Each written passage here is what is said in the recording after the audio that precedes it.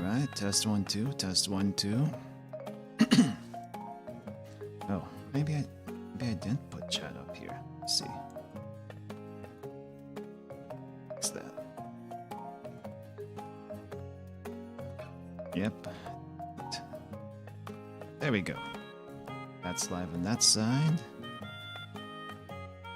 And looks like it's okay on this side. So back. Let's go back for now. Hey guys, how's it going? NPC scientist Haruka Itsumi here. Are you guys having a good day so far? Well, it's a little early. It's a little early. Hey Voka TikTok, welcome to the stream. So anyway, so today I just felt like doing something for the end of the year cooking stream. I did one a few weeks ago for like a pineapple cake thing that went horribly wrong. But today I kind of wanted to introduce a couple of Filipino dishes that's typically made during the holidays, and it's just an excuse to cook today. So anyway, I have most of the stuff set up in the kitchen already, so I need to do a few more things to switch over to there. So if you give me a second, we'll switch over to the kitchen here, and I won't be able to see chat in real time or OBS in real time once I actually move there. So if anything is off sound wise, camera wise, anything like that, let me know please. So because I will not be able to see OBS in real time. So but yeah, give me a sec. I'm gonna set up for the kitchen. So let me get the scene, and Mike's gonna cut out here in a bit.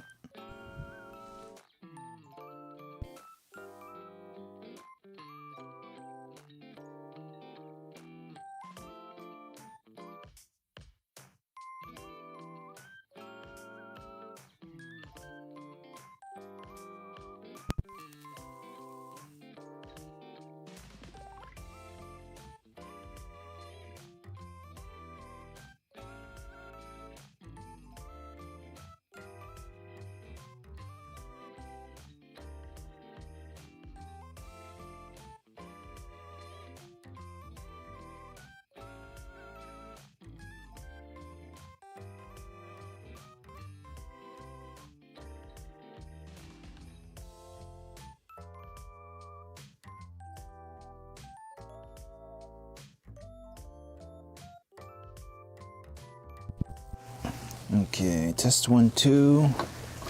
I've switched over to the lav mic.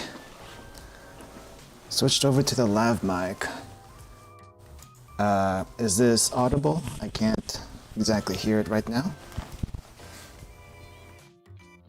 Is the background music okay? Is the audio okay?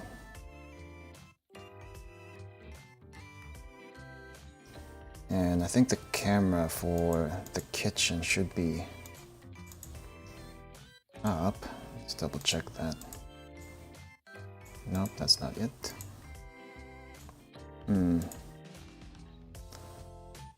Had the phone cam, the camera up in the kitchen. So double check it's actually still going. Should the video feed should be going. Is this? Hold on. Okay, Lav, why are you tangling up yourself? There we go. So it's just a twist. Okay.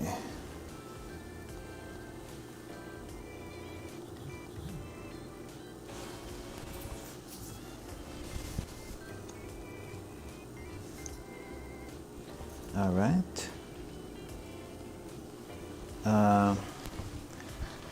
Camera for the kitchen should be up, but it's not showing on OBS for some reason. I had this going earlier. Oh, the lav was off. Okay, can you hear me now? Sorry. Can you hear me now? And apparently the let me get the kitchen cam up here really quick. It was showing earlier. Not sure why it's not showing again. Joycam? Joycam, you working? Why are you not working right now? You were working earlier, why are you not working right now? Okay.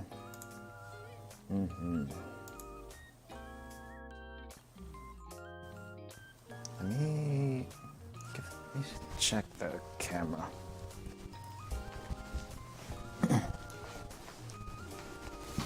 Ah!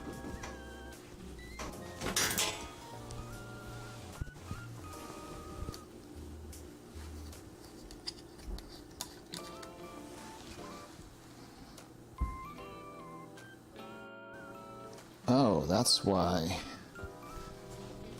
It's in the wrong... It's connected to the wrong spot. Alright, let's give that a try again. And the lab is all over me right now. The setup is a lot different from last time where I actually had the laptop with me. But the laptop is crap when it comes to keeping mics connected, so we're not doing that today. Instead, we're doing something a little bit different.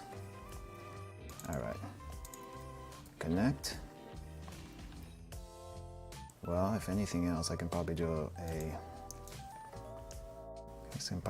a window capture.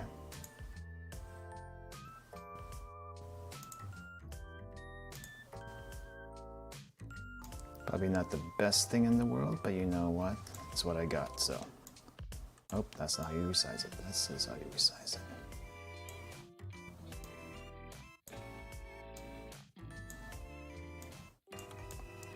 Not sure why it suddenly stopped wanting to work when it was working earlier. But just making sure, can you hear me? Can you hear me? I think that's the first thing we need to figure out. Can you hear me? Well, I'm gonna switch over the camera onto the other side. All right, let's go. Nope, missing one thing, missing other things.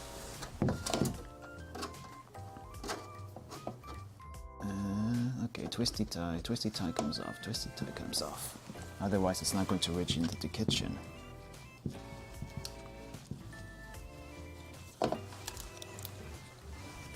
Alright, it's amazing what 2 feet can do.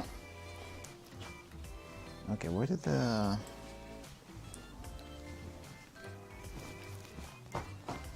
put the battery?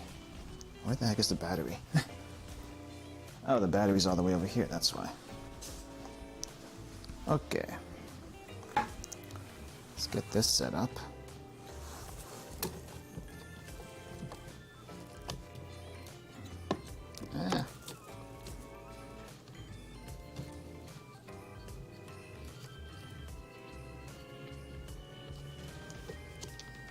Alright. Camera. Whoa! Okay. Camera at me. Let's see, this should go to number 2.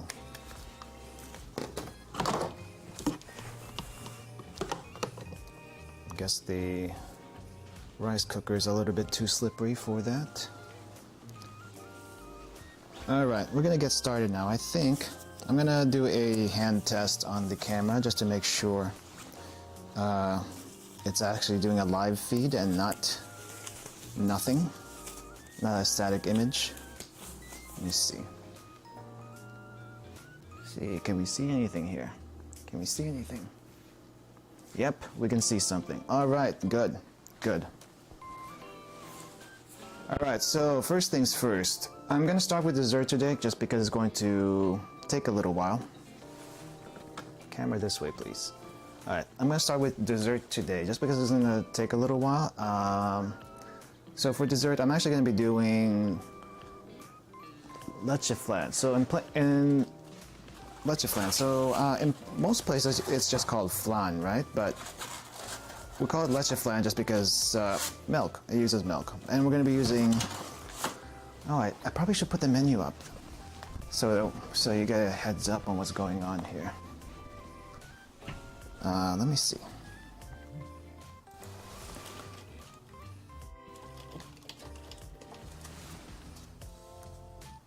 Let me see, where is the menu? Menu is... There we go. There's the menu. There's the menu. Okay. Tripping over cords. The lav is like 20, 30 feet long, but it's very easy to trip over because of that. Alright. Alright, here we go. Alright, so we're starting with leche flan today. Ooh, excuse me. And this is a very, very simple recipe. Basically, we're going to need 12 eggs. Let's see if the camera actually can get this area.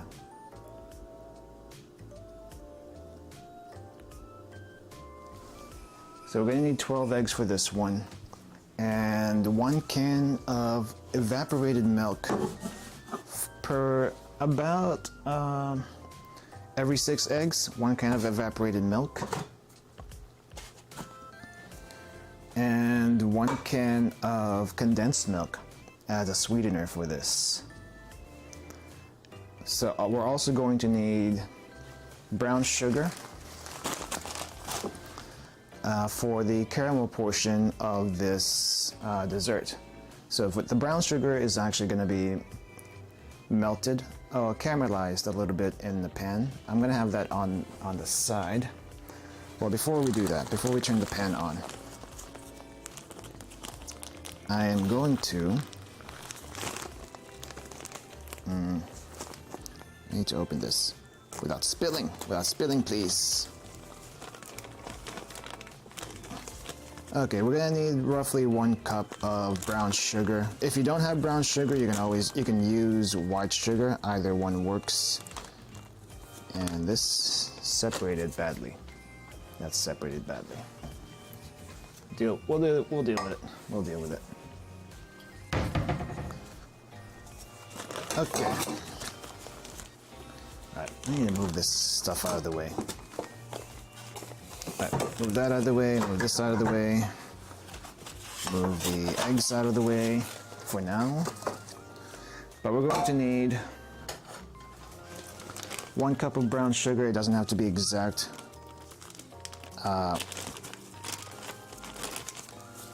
So let's see. 1 cup.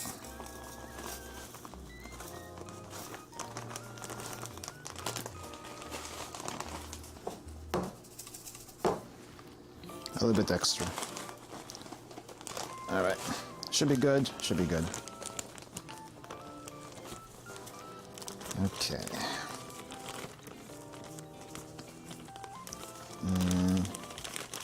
All right, I need to clip this somehow. Otherwise, I'm going to be in trouble with ants and stuff when they finally decide to wake up. All right. So 1 cup of brown sugar, that's going to go into this pot over here, saucepan. Going to put that on medium-low heat. You want to heat this up very, very slowly. I learned my lesson last time with caramelizing the white sugar. But we're gonna leave that in the pot to slowly heat up and caramelize. For now, we're going to work on the eggs. So we're gonna work on the eggs. Now, normally when you do flan or of any kind, leche flan or the standard Spanish Mexican flan, you probably would want to separate the whites and the egg yolk. We are not doing that today. We're not separating the whites and the egg yolk. I'm actually gonna switch over to a different bowl first before you use that one. We're not switching to the whites and the egg yolks mainly. We're not separating the whites and the egg yolks because the egg yolks is more or less the flavor of the flan, right? I think. And then the whites is what binds the flan together once you mix it with the milk. But we're not doing that because depending on how what do you call this? How firm you want your flan. You'll add more or less egg yolk. Some people will add like half the egg white. You want more or less egg whites, sorry. So some people will do half the egg whites as, so if you have like 12 eggs, let's say, some people do 12 yolks and then 6 whites. The recipe I'm using is going to be like a 1-to-1, so it's like all eggs. So 12 yolks, 12 whites. And you can separate them beforehand, before straining, which we will strain. Or I'm lazy when it comes to this, so I'm just gonna put them all in here. To be honest, I'm just gonna put all the eggs in here. It's a lot easier to deal with this that way. Okay, no shells, please, no shells. No shells. Shells are bad. All right. So we're gonna do 12 eggs for this flan.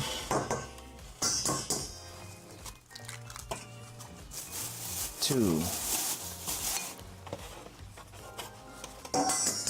3, and let's get rid of this. Okay. Well, I guess I can strain the shells later, but it'll be easier if I just don't, because that's gonna block the gratings later when I actually do need them.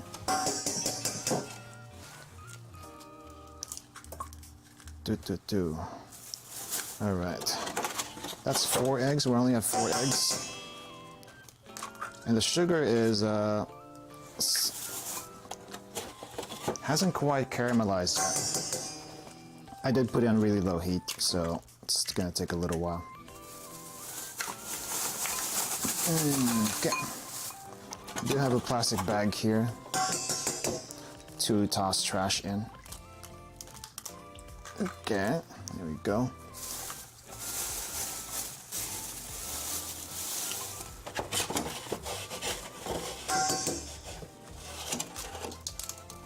I guess there's some shells that made it into that mix, but we're fine. We'll be fine. All right, almost done.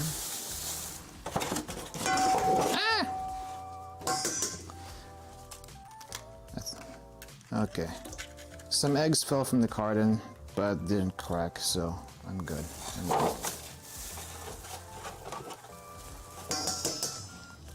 Oh boy, we got a lot of eggs there.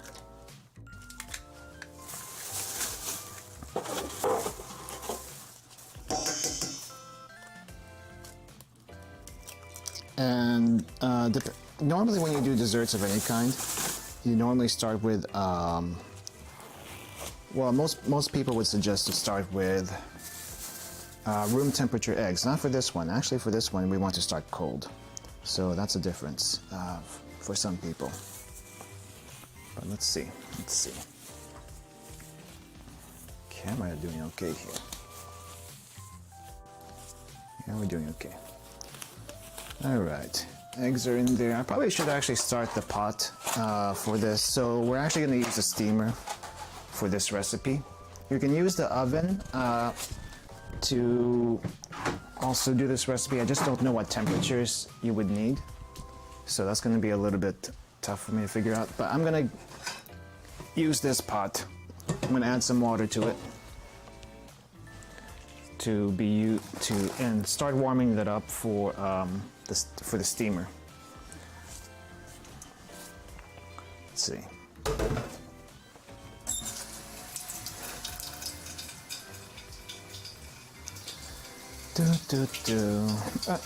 But anyway, how are you guys doing today? How are you guys doing today? 2 days after Christmas, almost the end of the year. Hopefully you guys are doing well. Hopefully you guys are doing well.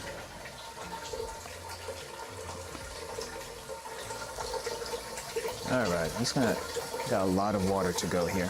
A lot of water to go. But we're going to get some. So let me just show you the steamer I have. You can use any steamer that you can get your hands on, but this.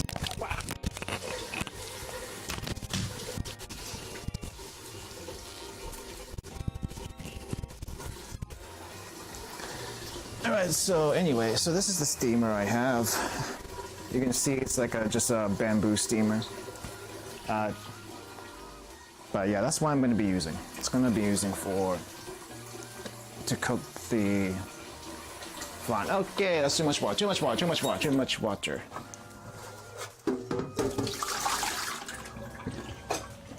Alright. Alright, so it's about like a third full of water. You could probably get away with less, but that's how much I've gotten in there. And is this one even heating up? Yes, it is. I feel heat. Okay, which one is this? All right. So I have a pot of water that's heating up right now. For this, where's my whisk?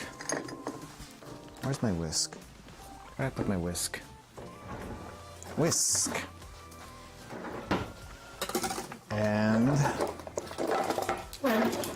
can opener. So I'm gonna go ahead and put the. Actually, no. We're gonna go ahead and mix this first before we do anything else. Gonna mix the eggs.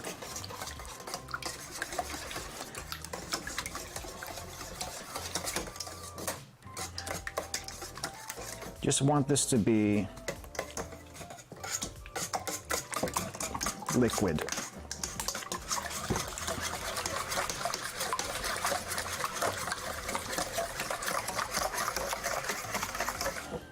To the point where the yolks, the membranes don't stick to the whisk too much. I'm not sure if you can see that, but if it looks like the egg whites are sticking to the whisk, then mix it a little bit more until it doesn't, and then what should remain is probably some membranes left. You don't want to make this frothy. We're not about that. We just want to break the yolks and whites.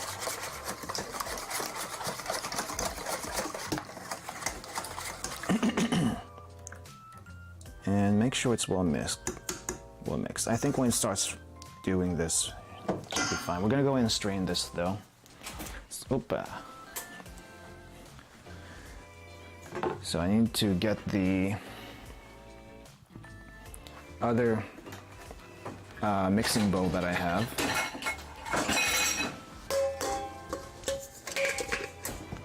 So here's the other mixing bowl that I have. We got a strainer going there, and I'm gonna go ahead and see if I can strain this through. That is probably not gonna strain. The grates might be too small for that. Oh boy, what did I do?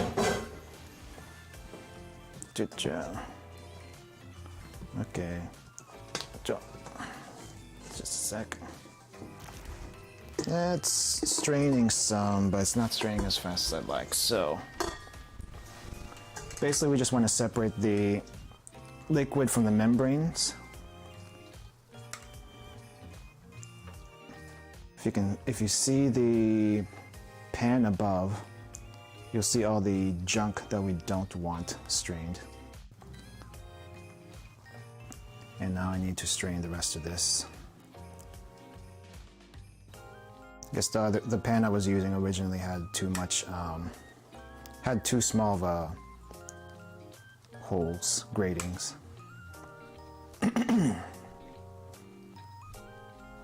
All right. Still a little bit left here. Still a little bit left.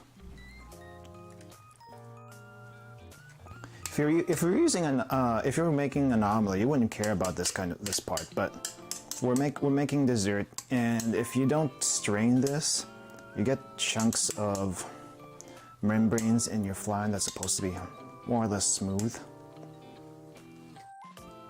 I guess I can skip this tiny portion. I hate wasting ingredients, but I may have to. Just want to squeeze as much as possible out.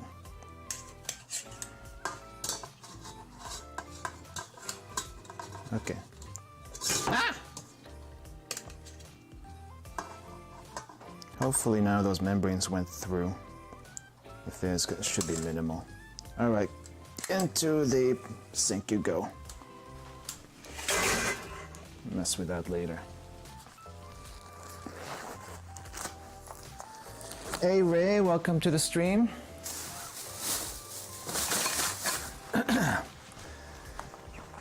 Yo, I'm asking. Nice, yeah.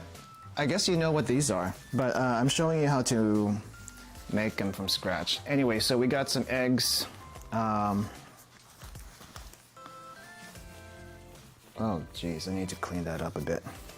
Stuff behind the pan, stuff behind the mixing bowl is a mess right now. Let me clean that up a little bit.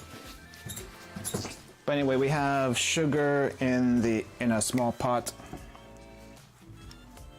We have sugar. We have brown sugar in a small pot. Slowly waiting to be caramelized. Okay, what spoon do I need to use for this one? Let me check this brown sugar. Maybe I need to increase the heat a little bit. Medium low might be a little bit too low.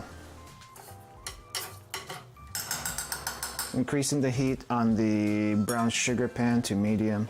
But anyway, we have our egg strained. Hopefully it's going to be fairly smooth by the time we're done with it. So now we're going to add 2 cans of evaporated milk. I don't think evaporated milks have any particular cans of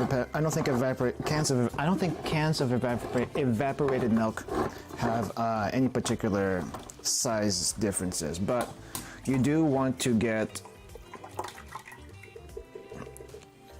the full fat evaporated milks. It seems like I accidentally got 1 full fat and 1 2%. I don't think it's going to be a huge of an issue, but it won't be as rich for sure. And for some people, if you don't want it to be too rich, that is fine. I'm not judging, but that's just how we go here. Gotta get all that flavor in. Gotta get all that flavor in. And I need to clean those up. Crap.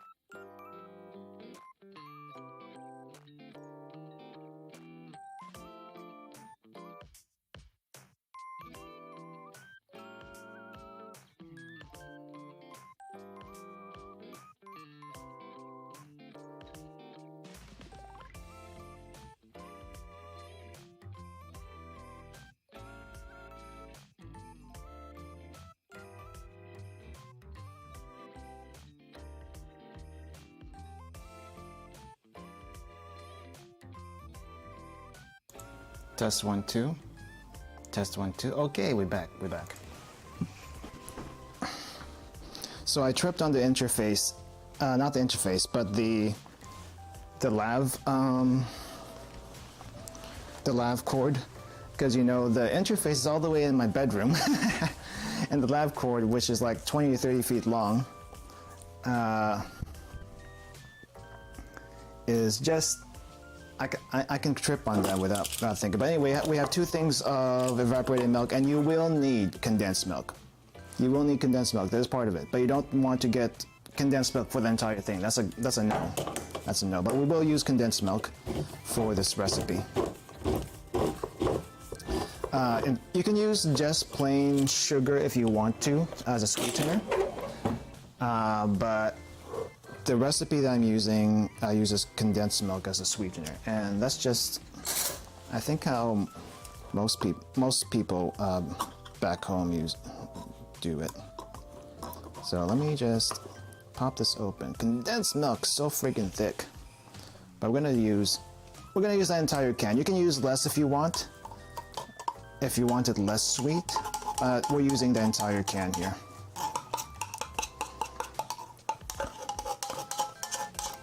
The entire friggin' can of condensed milk. And you know what? This is great also on like toasted bread. If you haven't tried that before, give it a try. Condensed milk and toasted bread. Or if you have a place that sells Filipino breads, put this on the pandesal. It's great. But toasted bread with condensed milk makes for very nice breakfast pair with like tea, coffee, and whatever else you have. I think Singapore has something similar with the kaya toast, except I don't remember what the kaya toast has particularly. But anyway, yeah, I'm on. Just licking this out. Oh, crap, that stuff's addicting.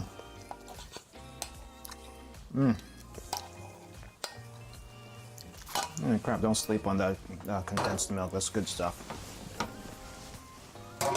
I need to clean this sink after we get this thing going.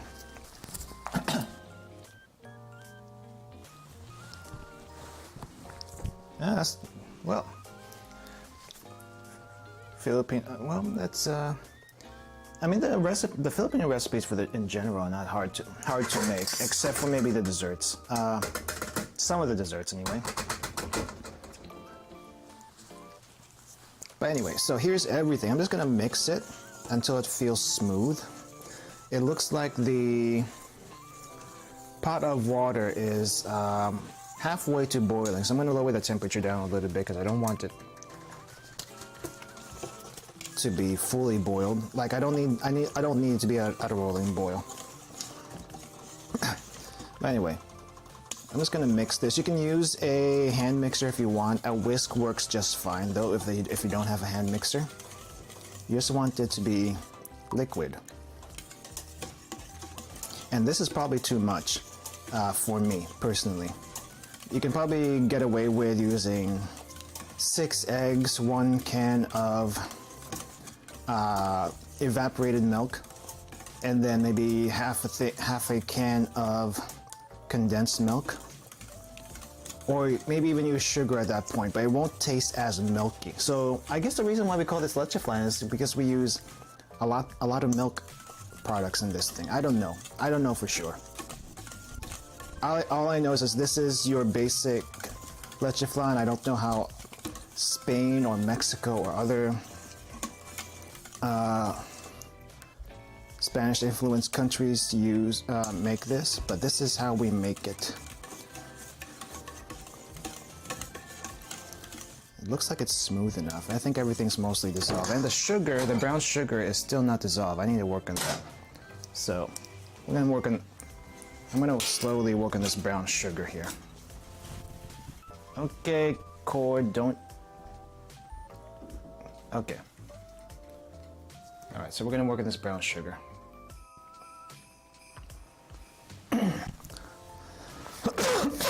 Yeah, if you're familiar with the last time when we worked with sugar, was the pineapple stream. Oh, hey, it's melting a little bit. It was a pineapple stream, and it seems like I may have cooked it for too long at that time when I was mixing stuff. Now, like I said, you can use brown sugar, you can use white sugar. I think brown sugar might work a little bit better, but white sugar caramelized works just fine. It works just fine. But basically, we want this to get just melted. We don't want to caramelize it. We just want it to get liquid. And if my voice sounds different from usual, that's because I haven't drunk anything today. I haven't eaten anything today. I woke up 3 hours ago. I want to say 3 hours ago. But I haven't eaten. But the main thing is I haven't eaten anything today. I haven't drunk anything today. So my voice is going to sound a little bit different than usual. Maybe, hopefully, a little bit deeper. I wish I could get my deeper voice more often, but that doesn't. It doesn't work out that way, does it? It never works out that way. Okay. I'm hoping the molasses makes this actually more liquid. Compared to the white sugar, which has no molasses to it, once you get that liquid, and when it hardens, it's going to like be almost typical hard candy. Well, I think there's a certain temperature before it gets to hard candy, and I might have reached that temperature last time. I don't know my confectioner's temperatures too well. But we're just trying to get this to liquid right now. I have it at medium temperature. I had it at medium low earlier, probably was too low.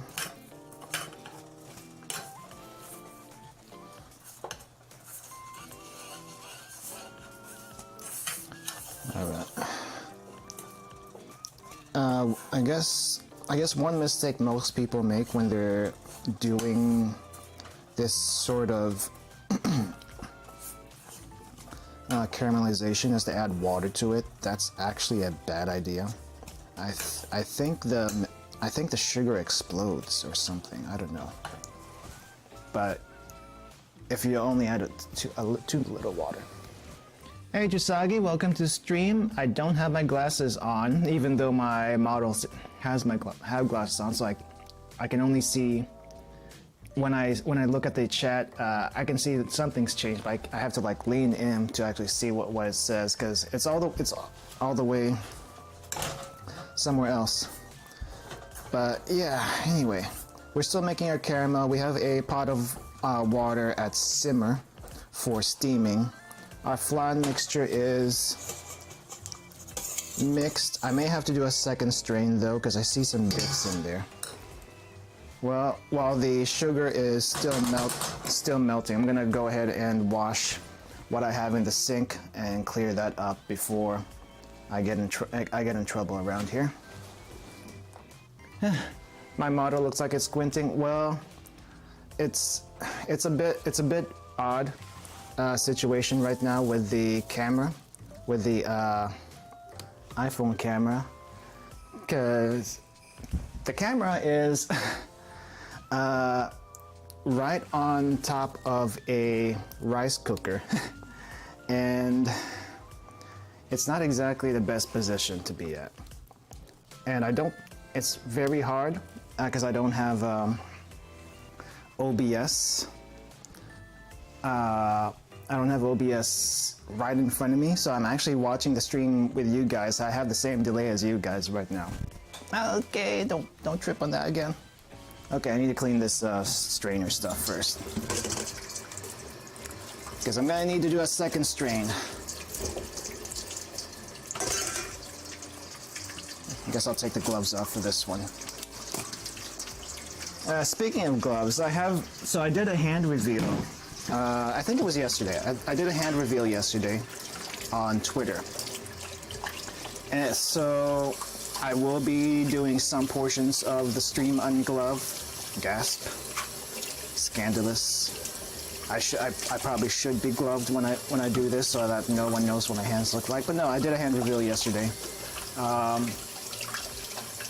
because I didn't want to do the eye reveal thing. I probably shouldn't even done that. I probably shouldn't have done a hand reveal, but you know what?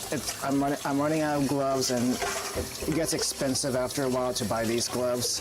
So I figured, why not? I'll do a hand reveal so that eventually, maybe, I don't have to do gloves on stream and video, and it'll be easier for me to work with.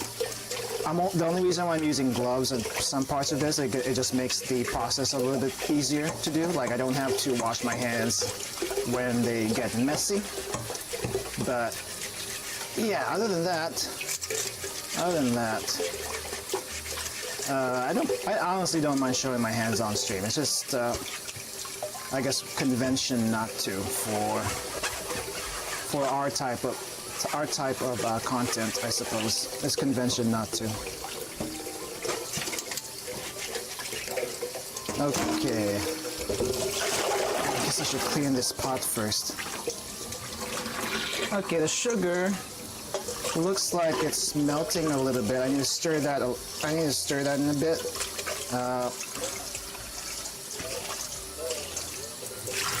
I will do that here in a second, but still.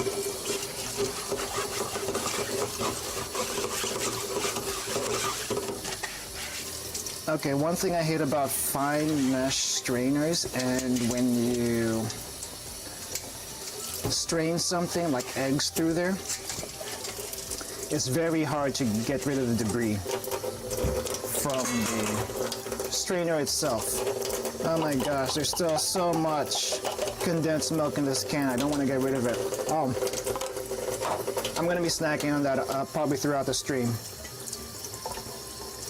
because that's just so good. I don't know if you guys ever have eaten condensed milk just straight out from the can or on toast, which is pretty much straight out from the can. But that's good stuff. That's good stuff if you haven't tried it. And if you get addicted, I am not sorry. You have been living under a rock for your entire life, but that's just good stuff. All right, these cans are mostly rinsed out. I need to get a strainer for the second strain. I need to dry this thing. Okay. Woo-ha! Okay, that's hot. I probably shouldn't have put that there. Okay. Okay. Maybe I should have used white. Maybe I should have used white sugar instead. Ooh, that's. Oh yeah, that's burning. That's burning. Okay, turn off the heat. Turn off the heat. Turn off the heat. Not that heat. This heat.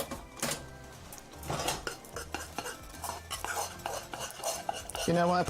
You know what? Screw the brown sugar. Use white sugar instead. I think the molasses. It's probably not a good combination with this, but this was a good experiment for me, because I don't think I've actually used brown sugar. I typically use white sugar. For some reason I wanted to do that. Anyway, we're getting pans. We're getting pans. I don't know how much liquid I'm gonna. How many pans I'm going to need, but we're gonna get pans. And yes, I am ungloved right now. Let's see. Well, looks like it's missed traded by kitchens. Never tried it. It is sweet. It is sweet. It is a sweet dessert made out of eggs and milk.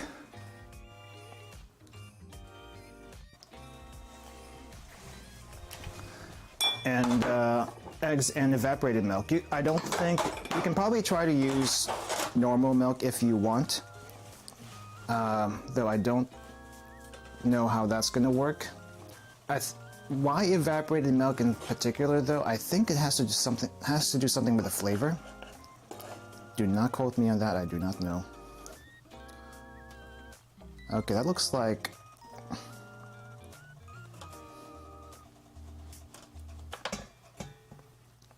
Okay, I'm gonna have to spread that. So brown sugar is a new thing for me. You just need enough sugar to coat the bottom of this. So you just want it to coat the bottom, but I think this flows better if with caramel. And if it doesn't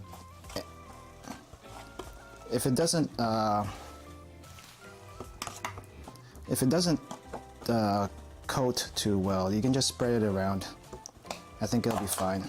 It'll just be it's just better if it's evenly coated. But if you can't do it, it's not a huge deal. It's just a teensy part of the entire recipe that gives it a nice color. Okay, let me spread this. Yeah, don't do what I did. Don't use brown sugar. Use white sugar all the way for the caramel portion. I just wanted to see what brown sugar would do. It shouldn't affect the flavor though, because it's just like the crust part.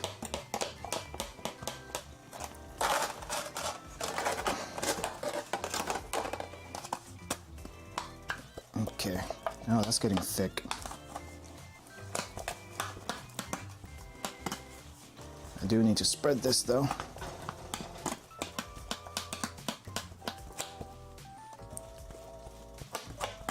Okay, that one's gonna have really thick sugar. That's fine. That's fine. And I think this pot's going to be out of commission for the rest of the stream because of the sugar cake, the liquid sugar in the pot. It's gonna be a bit of a pain to clean up. Okay.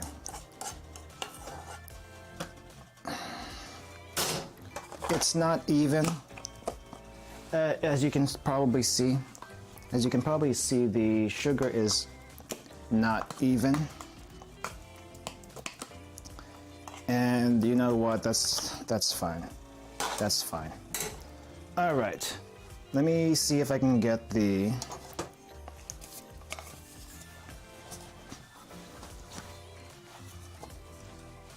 All right, so I'm going to increase the heat on my pot of water we're going to be used for steaming.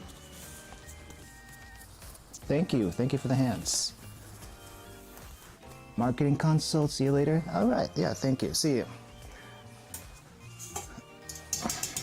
All right, so I'm gonna go in and start adding the flan mixture into these pots. I was gonna strain it, but you know what? Screw it, we're not going to. You can strain it 2 times if you want to for that very smooth finish, but I'm not gonna do that today. I'm not gonna do that today. All right, I'm just scooping this out. And I'm gonna try to make it even between these 3 pans. I might need a 4th pan, I'm not sure. Not quite 2 cups.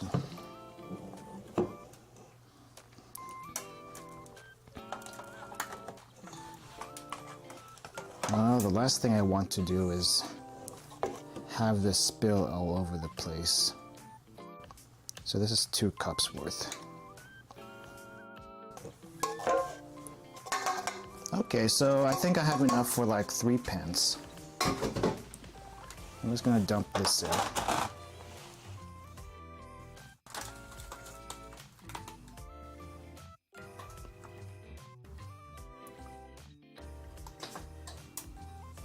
Alright, I'm gonna clean that later. If it looks like it's a little bit uneven between the pans, then scoop some out from one that has more. I think this one has a little bit more. And just even it out. It'll just make the cooking times a little bit more even between them. I think that's good. Alright, so next thing's...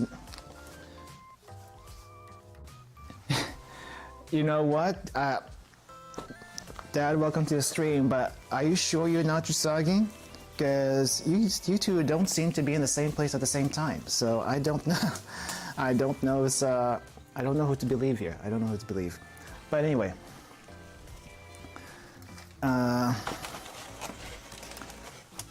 Camera's all whack.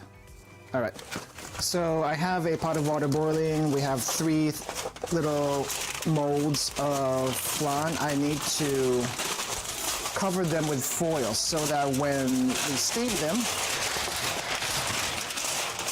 water does not get into the molds, and it kind of screws it up if it does. So, yeah.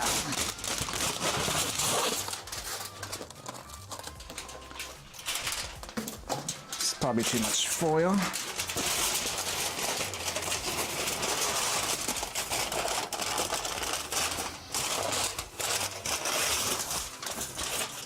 All right, let's cover this.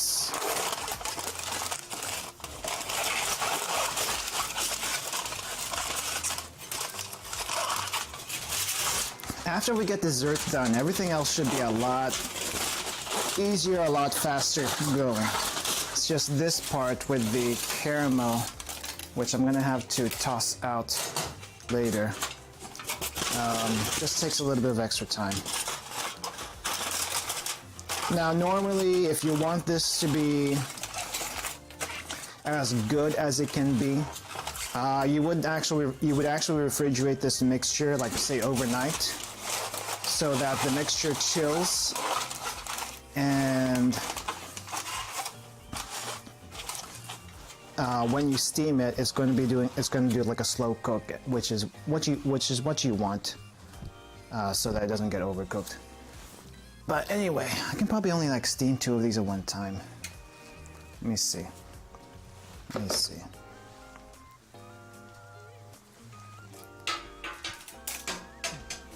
me just show you what I'm seeing.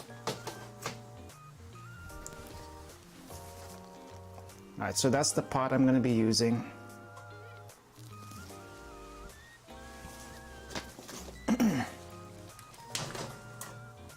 And we got our steamer here. That's just level 1. Let me see how many I can fit. It's probably not going to fit perfectly, so I'm going to have to do this in like 2 batches. But that's 1. And then we're going to put another one up here. And this is 2. And I can't put a 3rd one because we have the top already. I'm going to be steaming that for at least 20 minutes. And the third pan is going to go into the fridge so that's out of the way.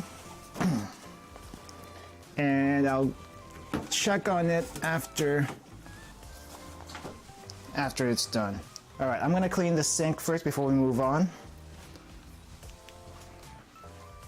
But let me get you a shot of that steamer. There we go. Check chat a little bit. All right, I'm gonna keep going here. All right. So I think the only thing I don't like about baking or making pastries in general is the amount of equipment you need. I'm not sure if I mentioned this before, but the amount of equipment you need for baking is ridiculous. Yeah, all the pans, all the cups. It's basically a lab, but you're in the kitchen, and it takes up so much space on the drying rack once you're done with it. But you know what? It's fun. It's fun. It's chemistry in the kitchen, and you can do it. But you just have to be precise about the things you're doing. There's room for error. There's room for error, but not too much. All right. And I still have my can of condensed milk to the side, which I'm going to be munching on through the rest of the stream. The leftover condensed milk that went into the flan mixture.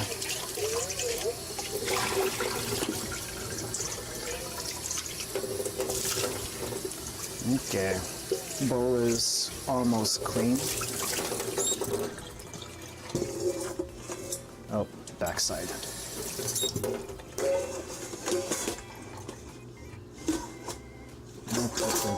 Okay, it's gonna go.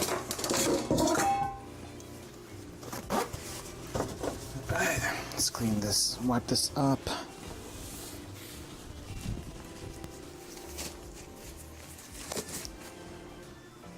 All right. Let's see. Next, what are we doing? Alchemist concoctions. It may very well be. Okay, so the next thing I'm going to be doing. So I'm not going to be going through the list as exactly as it says. I'm probably going to be doing the pancit next because I want to use the wok again for frying because I don't have anything deep enough that could handle the frying I'm going to be doing after the wok is done. So anyway, we have our wok over here. I'm going to start heating that on medium heat, and I'm going to add a little bit of oil. You can use olive oil, you can use cooking oil. I just use just regular vegetable oil. We're going to get that started, and I'm going to get started the ingredients we're going to need for the pancit. So let's get that there. Alright, so chopping board. So for this one, we need onion, garlic, mushrooms, and I also have some frozen carrots and green beans. Now for the green beans, so those are like some typical ingredients you can use on there. You can make it like a lo mein if you want to, but typical ingredients are going to be onions, garlic, mushrooms. Not green beans, so you can use green beans. Long beans, there's like this string beans, the really long string beans that you might see sometimes in Asian restaurants. There's that. Carrots also one of them. And I think that's about it. We don't use broccoli. It's just typically not a thing you would see. You can use broccoli if you want, but it's not typical. Anyway, the mushroom's already chopped, so I don't need to chop that. Onions, we're gonna chop afterwards. For the garlic, you don't need a whole lot of garlic for this one. Normally when I make anything with garlic, I use the entire bulb, but for this one, half a bulb will be good enough. Half a bulb.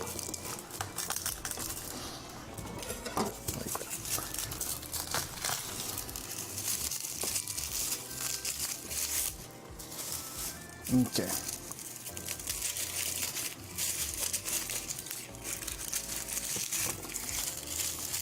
Whatever half a bulb is, if your garlic is smaller, probably use the entire garlic, but this garlic's pretty big, so I'm going to be using 1, 2, 3, 4, 5, 6, 7, 8 cloves. 8 cloves of garlic, don't skip on the garlic. I don't think you can use green pepper, though. Just because I haven't seen it as much, you can probably use green pepper also. But anyway, let me clean off these shavings first.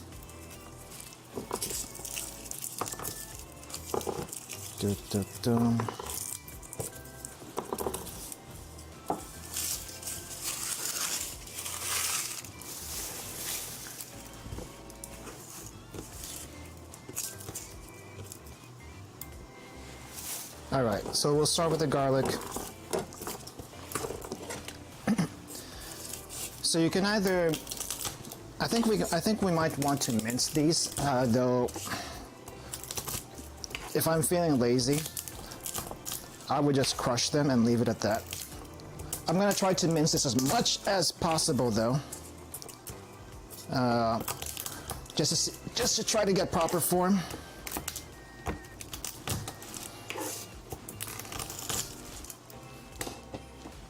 There we go. Just want to make sure the camera also got that. Okay, let's shell these. Probably should have gloved on this part because garlic is sticky. Garlic is sticky, especially once you crush it. Now, so there's this thing called elephant garlic I've seen in the grocery stores, and it's just like giant garlic. And I'm trying to think of myself, what would you use that for other than like a garlic blossom or like caramelized garlic just to snack on? Because I don't think you would use that in normal cooking. I think that's overkill, right? For how expensive it is, that would be overkill. But for what we're doing, just normal garlic is fine. I'm gonna just try to mince this as much as possible. Sorry for anyone with better knife skills than me. I do not have good knife skills. I just do whatever. I just do whatever.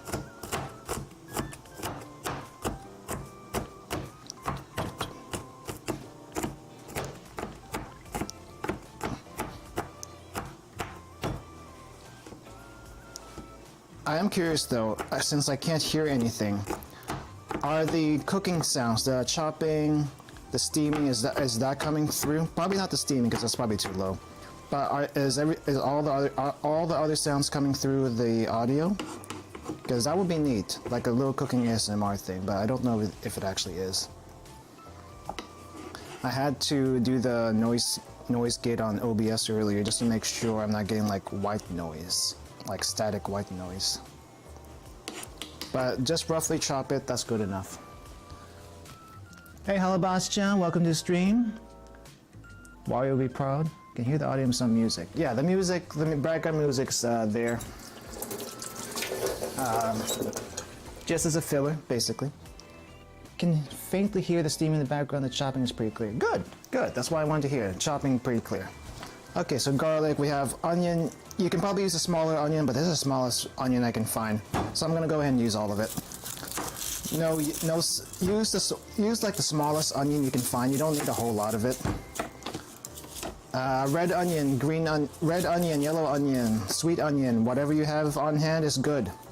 It doesn't have to be any specific one. I use red for the supposed nutrients that red onion has, but I don't think it's a whole lot, to be honest. But you know what? It's a nice color, so we will use it. And I gotta chop this fast before it gets to my nostrils and makes me tear up. We don't need any ninja cutting onions here.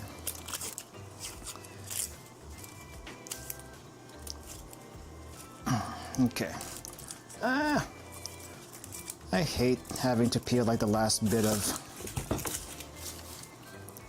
onion wrapping. Alright, for this one, you just want it to be either julienned or ringed. Either one works. I think we're going to go for a ring today. So we'll go for a ring. Just like this. Make it like maybe a couple of millimeters thick, roughly. Doesn't have to be exact, but we're gonna go for a couple millimeters thick. And I'm gonna be using all of it. Because we're gonna be making a lot here, so the entire onion is valid for this recipe.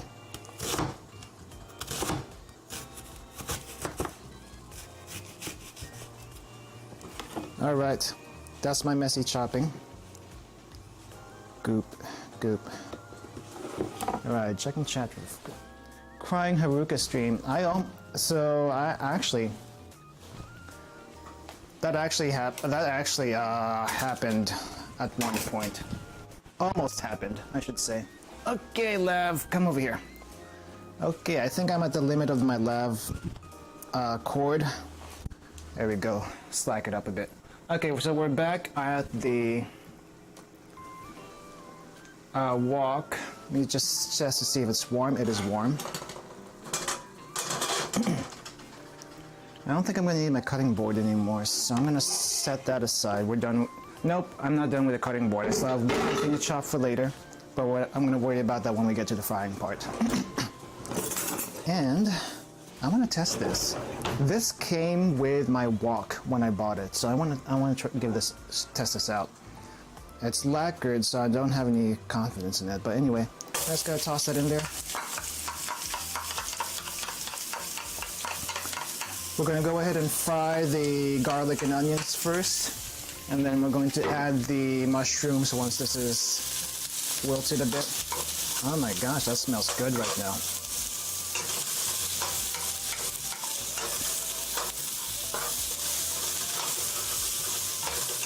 It smells good right now.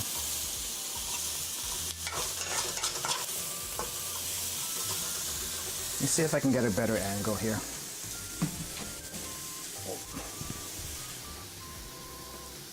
Okay, there we go. Just having to fight with the lava all the time.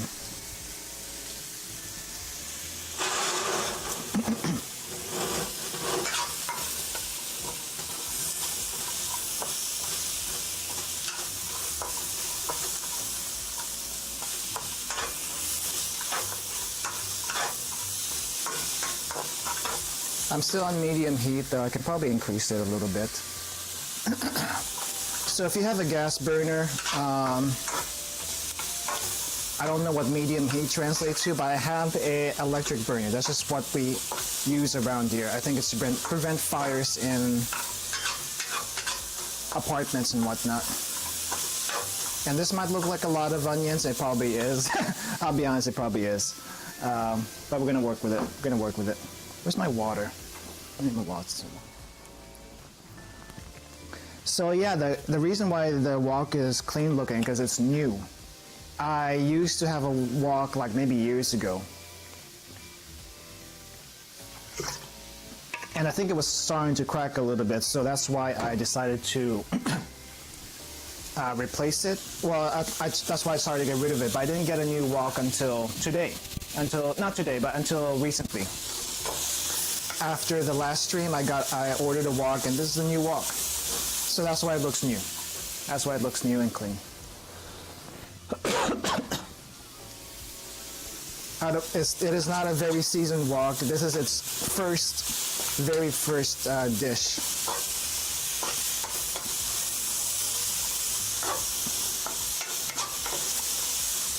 Let me try to do a little flipping thing. I think I need 2 hands for that, right?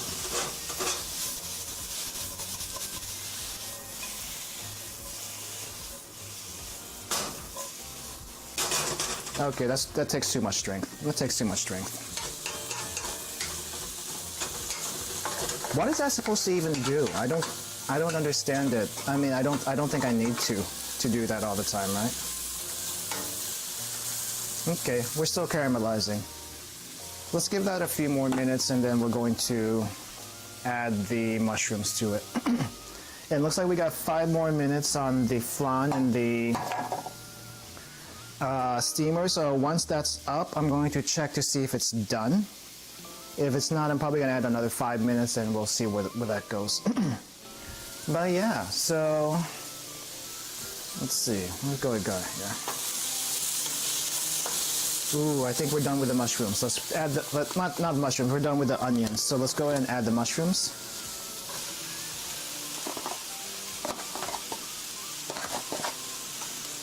And I'm gonna go and start seasoning this thing.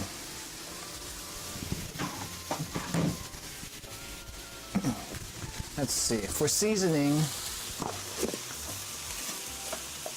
I'm just gonna add some salt and pepper.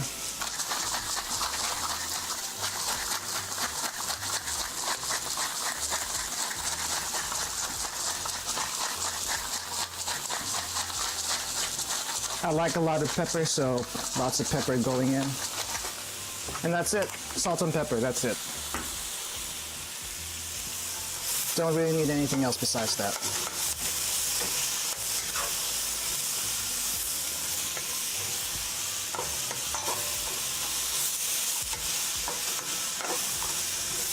Now, I did mention green beans and carrots. They're frozen right now. Where did I put them? Okay, it's over here. And that's actually gonna go in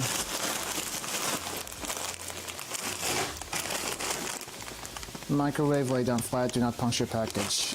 Microwave for 5 to 6 minutes. So carrots, I have like a 12 ounces of no, for green beans, I have 12 ounces of green beans. So I'm gonna be using the entire bag. Maybe the entire bag, I'm not sure. I probably will use the entire bag, but for the carrots, I have like a pound of carrots. I'm probably just gonna use half of that. That's too much carrots for this. That's way too much carrots for this.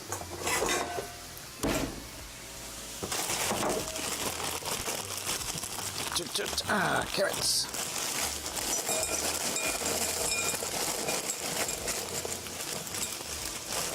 Yeah, you know, I think I might use less green beans also, because that's a lot. So half a bag of have a frozen bag of carrots. If you have fresh carrots, even better. The thing is, I need these carrots for other things, so I buy frozen these days ever since the whole pandemic thing hit. I guess I don't have any more clips. All right, no more clips. And I guess I'm not going to be using the entire bag of green beans either. That would be a lot of green beans. How do I open this?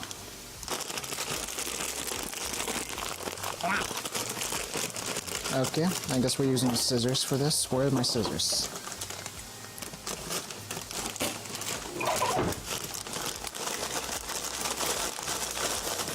If I need more green beans, I'll add them, but I don't think I need a whole lot.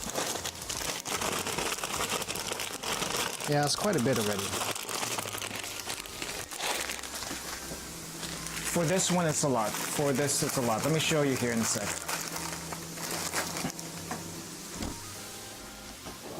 So I have this much green beans and carrots in the bowl. It's, let me see. Yeah. I feel like that's a lot, so I'm gonna add it in now. Oh, that's nice. It's frozen. It's frozen right now, so it's gonna thaw a little bit. Let's see, what do we have here so far? See if I can angle the camera so that it actually so it actually looks at me when I'm cooking over here.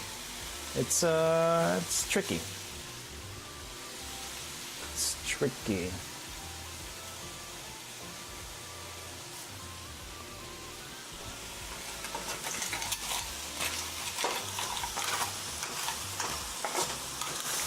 Yep, that'd be frozen. You know what? I'm gonna cover this for now to at least get that frost off. Where's the cover? I'm also going to add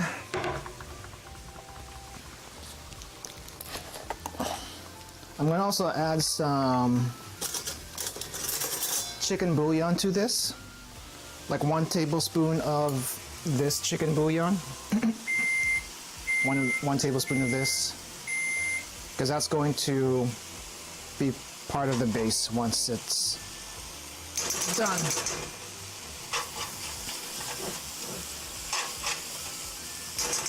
It's gonna get mixed in there.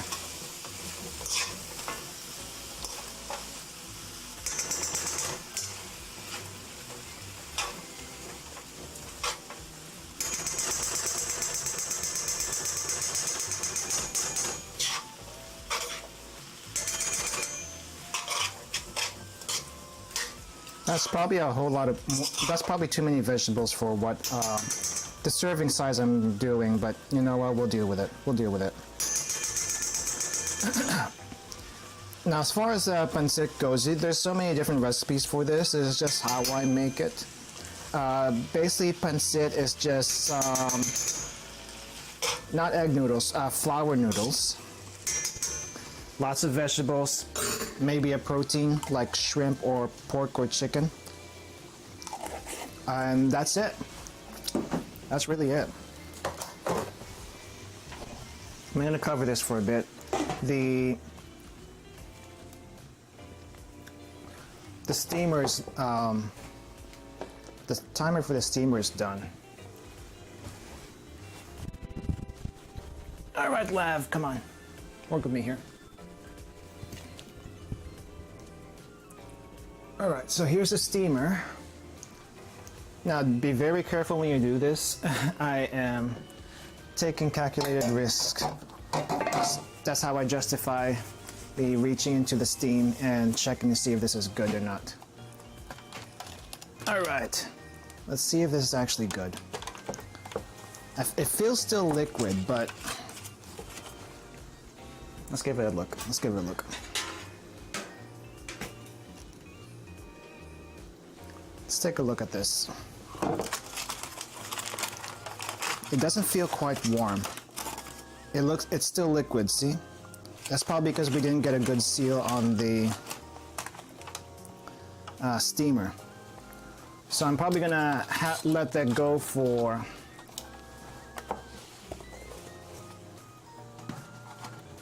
at least 10 more minutes. 10 more minutes would be good on the steamer.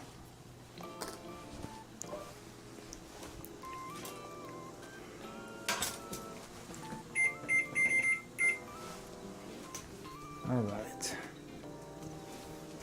Well, and I just want to cover this wok enough to where the vegetables are not frozen any longer. I'm gonna give that a couple more minutes to do though. Well, let's see what's going on with chat right now.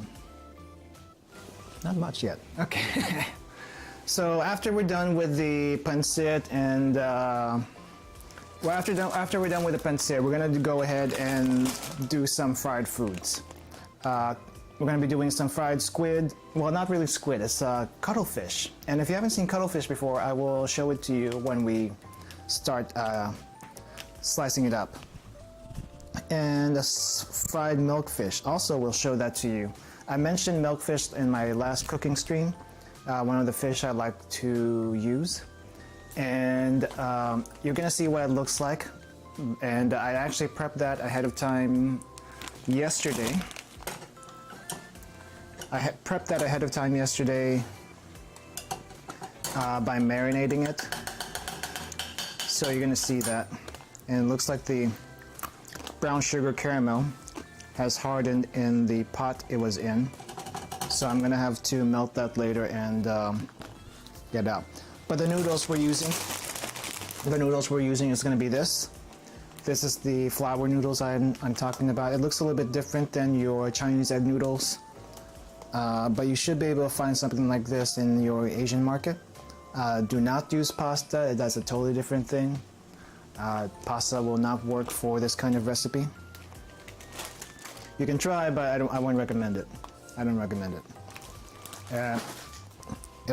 Pasta also takes a bit longer to cook than the flour noodles. This one, as soon as you put the noodles into this mix, it's going to soften up pretty darn fast. And that's what we want. That's what we want. All right.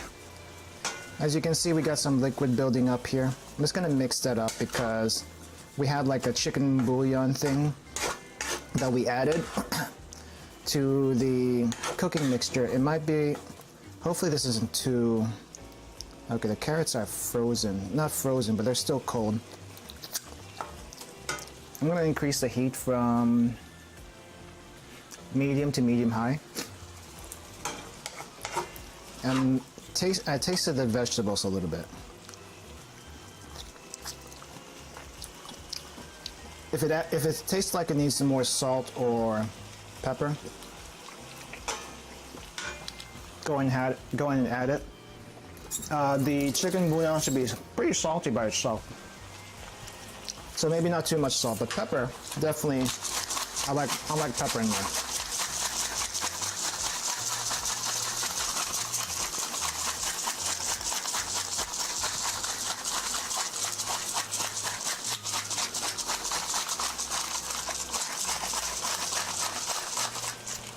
Black pepper, white pepper, whatever you have on hand, use that.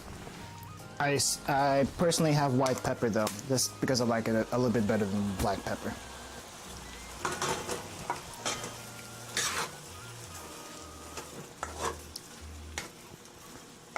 All right, it looks like, so the carrots and green beans, because they were frozen, are still a little cold. But that's fine because once we add, because they're still gonna keep cooking once we add the noodles. So I'm gonna go ahead and add the noodles now.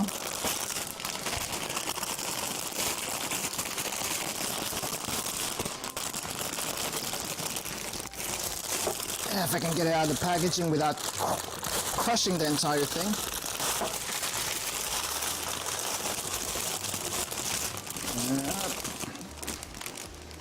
All right. I got this size wok so it could handle this load, but let's see how well it actually does. Because we're gonna use this entire thing. There's no cutting this in half.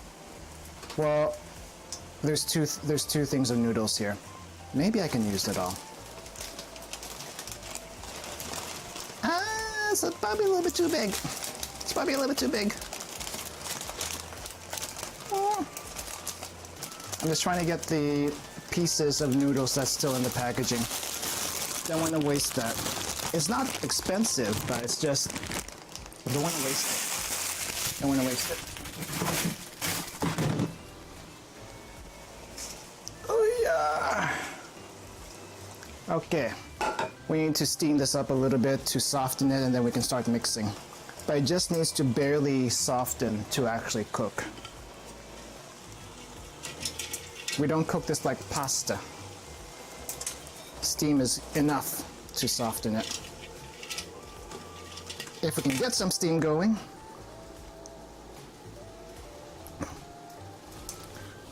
I'll clean the kitchen later.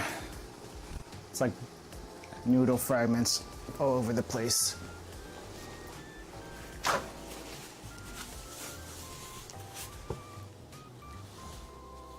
Yeah, it's a lot of noodle. I could have probably used like half of it, but I'm very, very bad at judging the amount of ingredient I need. That's possibly like my biggest flaw when it comes to this kind of thing. I'm just trying to look for a big enough container now to hold the cooked stuff once it's done. Maybe this one. Just need to clean it up a little bit.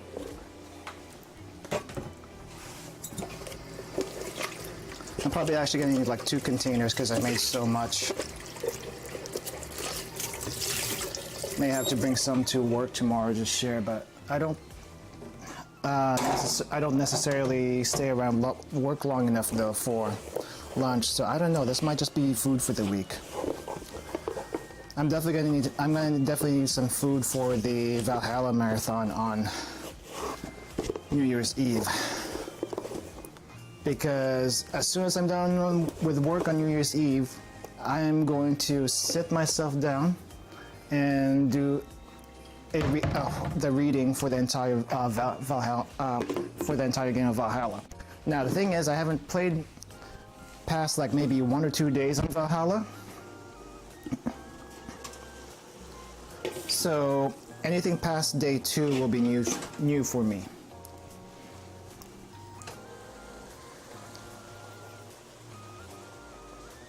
I do have ideas on what characters show up. Okay, this is still kind of not done. So I do have ideas of what characters still show up, but I don't know anything about the story other than that. Make sure you get drinks for that because it's going to be hard on your throat. Yes. I have a lot of water, and you know what? If I have to, I might also bring out the. I have a lot of water. Also, I might have to bring out the cider. Just to fit the theme, you know? Just to fit the theme of the game. But we'll see. We'll see about that. But yeah, let's see. How much time has actually passed? Because this is not getting as soft as I was hoping.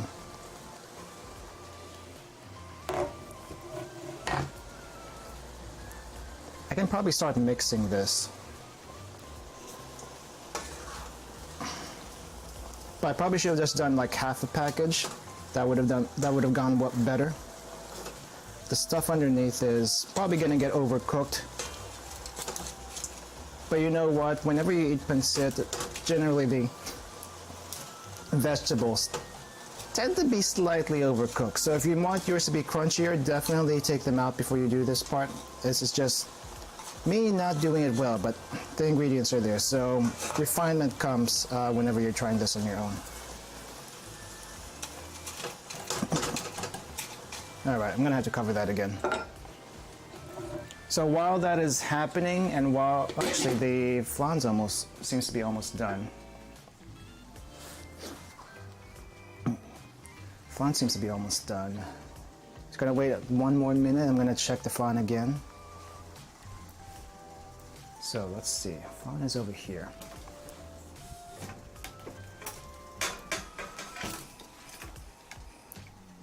I'm gonna put, it's gonna show up here once it's ready. I need some gloves so that I don't burn myself. And let's see. Let's see, I wonder how much batteries are left on my cooking camera. 45%, and it's hopefully it doesn't die before this is over, but I do have a backup just in case it does. All right, let's check this to see if it's actually solidified now. I'm hoping so, because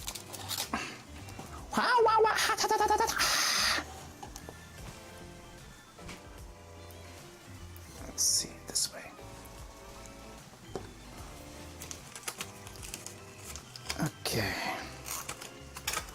Okay, please solidify. I want to, it is not solidified. It is even more liquid. It has not solidified one bit.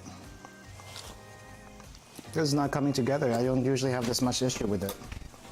I wonder if the second tire is also the same way.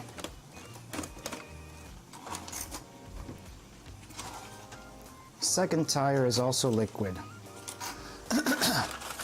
Okay, I guess I need a better seal for the steam, for one. But that's gonna go for another 20 minutes because it's just not coming together. It's just not coming together. I don't know if it's because the steam is getting into the mixture. That's why the foil is there, to prevent that. But it also has been over a year since I last made this. So there's bound to be some things I'm forgetting to do. All right, back to this over here.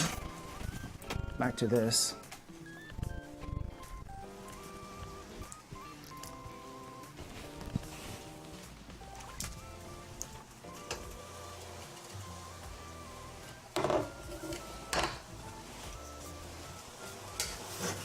All right, it's soft enough to actually start mixing. But let's see, why do we make pancit and at least pancit? Why do we make this only for holidays? Well, holidays, birthdays, those are typically the two types of days we make this for. You can have them all any time, but typically you make the noodle type dishes during special days. Because, you know, same thing with the Chinese. Probably Chinese actually imported this.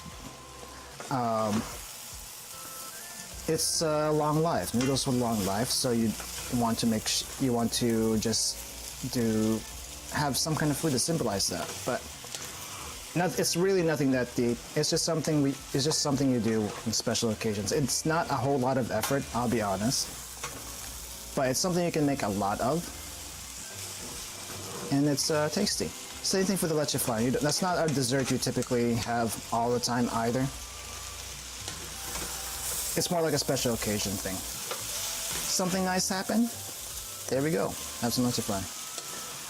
The other dishes on the list, the fried cuttlefish and the fried milkfish, those are probably more common. Though not cuttlefish particularly, that's probably more of a party thing also. Think of it like the calamari. That's pretty much it. We're just using a different type of cephalopod for that.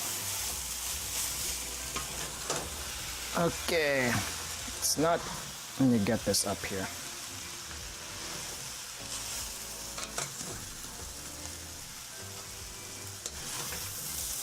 I am gonna have trouble trying to find a place to store this.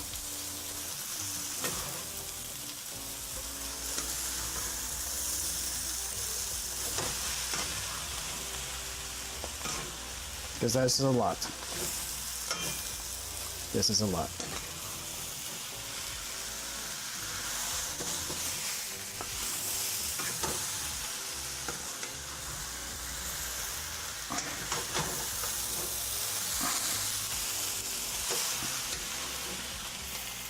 this part's still, now it's really cooked. The bottom parts are cooked more. I'm not even sure if I'm going to be able to get to the fried stuff today, considering what this is doing. I do have another pan that I can use for frying. I would just prefer this since this is deeper.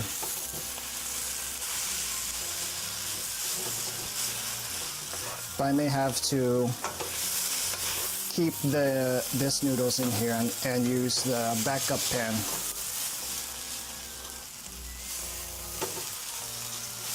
I may have to add a little bit of water to get more steam going, but instead of water,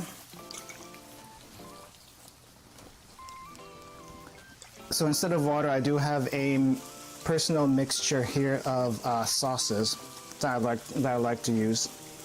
That's going to be a secret recipe because it changes every single time I make it. So there's no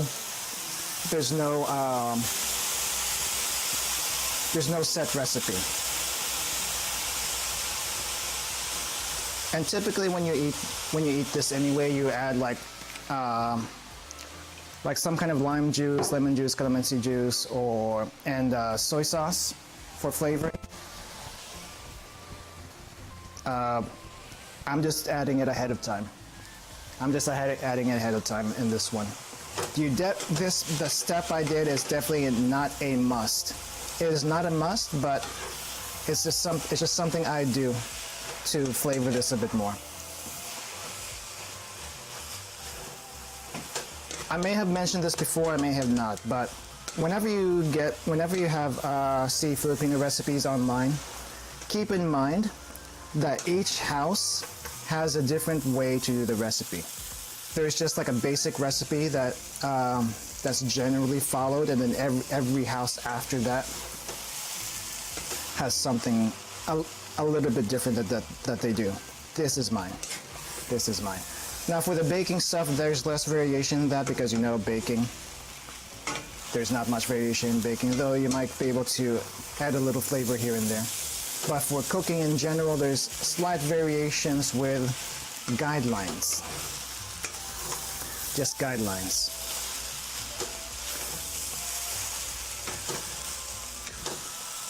Okay.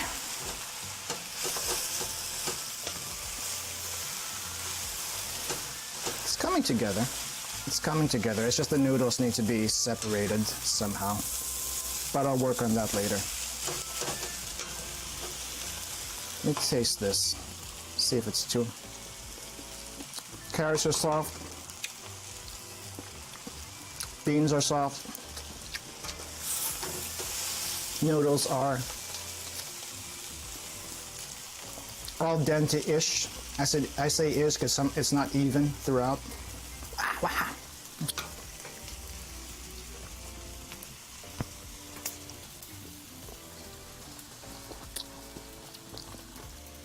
Al dente-ish, yeah. The noodles are not cooked thoroughly. If you saw how much noodles we had earlier, the top part was not in contact with the heat as much. So that's definitely not going to cook as well. But I think this is more or less done. I'm just going to let the residual heat cook it. So I'm going to set that aside, and we can start going. We can start getting the backup pan. Heat that up for frying, because we have things we need to fry. Okay, Dad, thank you for dropping that by the stream. Thank you for dropping by. Now, where can I find my other pan?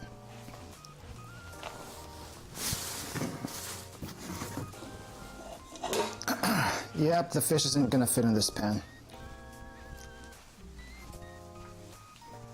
I don't have much of a choice. I do not have much of a choice at this point. Also, not much space, apparently.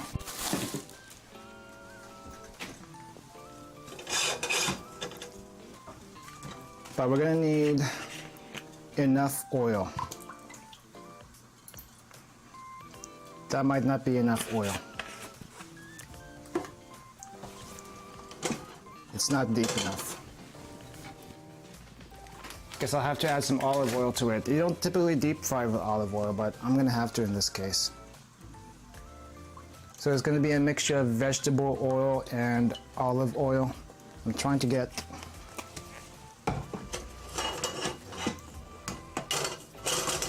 ooh, hot, hot, hot, hot. Okay. I'm trying to get at least 3 inches deep on this thing.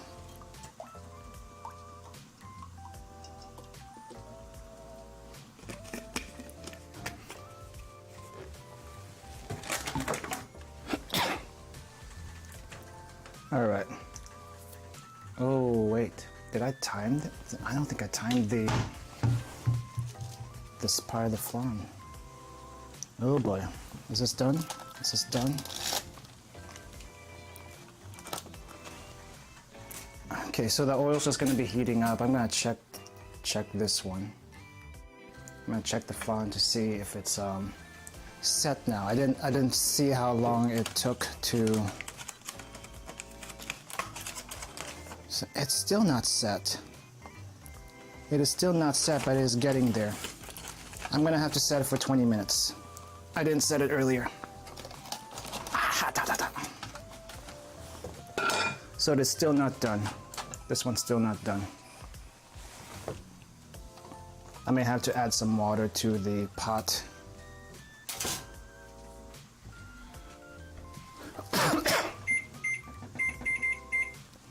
I have to double check it. Oh yeah, running out of water also. Running out of water also.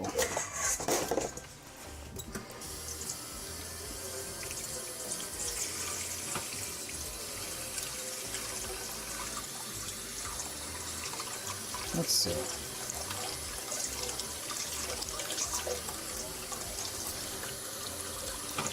I already have that thing at full blast, but I guess it's just not enough.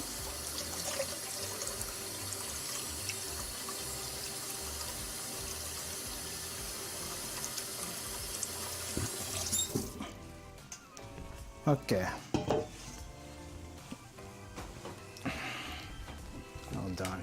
It's gonna be a delicate procedure here.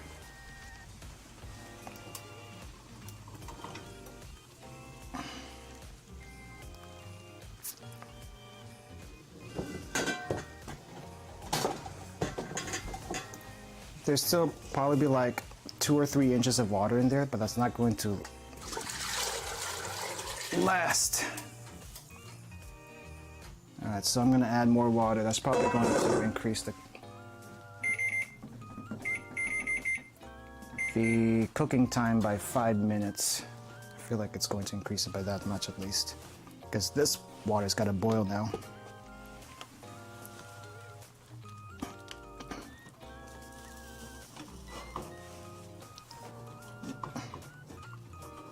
All right, there we go.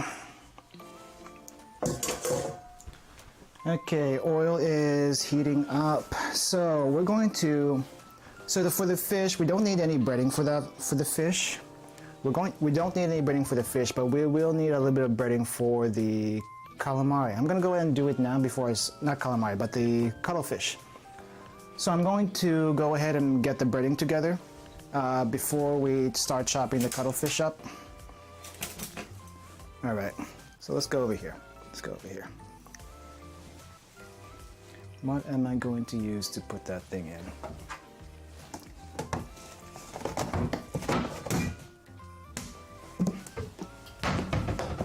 I think it's good enough. This is good enough. So for this one, you can use flour if you have it. Potato starch is what I'm going to be using. Let me zoom out a little bit. Zoom out, zoom out, zoom out. So for this one, I'm going to be using, for the cuttlefish, I'm going to be using potato starch and panko. I feel fancy today, so I'm using potato and starch panko. But if you just have normal all-purpose flour, that works perfectly fine also. Whatever you can use to bread your cuttlefish, that is good.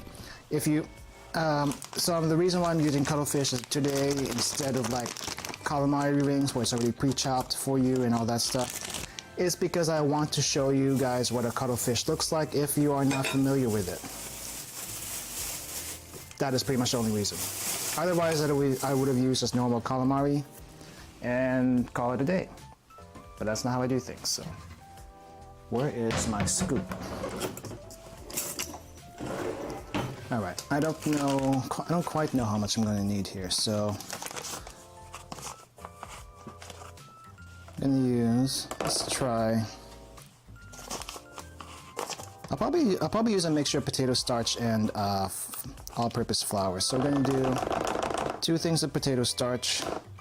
I don't think all potato starch is wise in this case. So I'm going to do 2 things of potato starch. Should be good enough.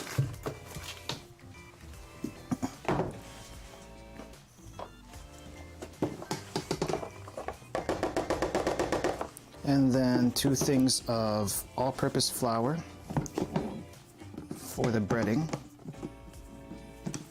If I can scoop it. Okay. Don't want to scoop it that way? Sure, we're going to pop the top off and scoop it this way.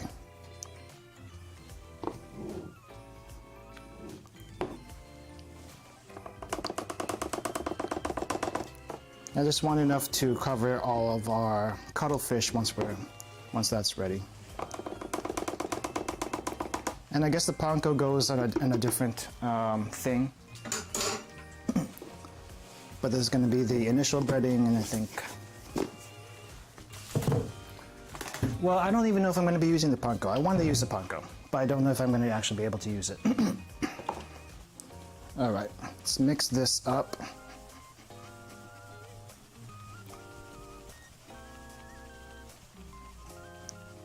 Looks like it hasn't been steaming yet. Slowly steaming. Okay, this is the potato starch and all-purpose flour. Hopefully this is going to be enough. But I'm going to show you the cuttlefish here really quick, because I need to chop it before we can use it. Chop it and dry it. Dry it, chop it. Dry it and then chop it, maybe. Okay, mic goes this way.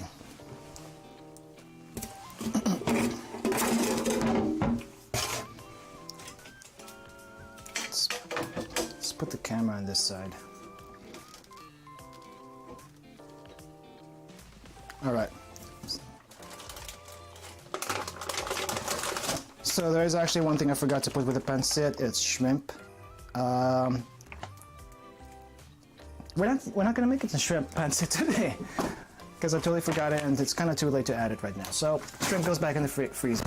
But definitely add shrimp if you want some protein in there. It could definitely be vegetarian though. It could definitely be vegetarian. But this one.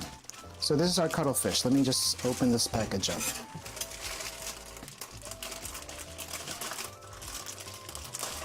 Let me open the package up. I'm also going to rinse the cuttlefish. You know what? I think I need to get gloves for this because it's going to be messy. So hold on.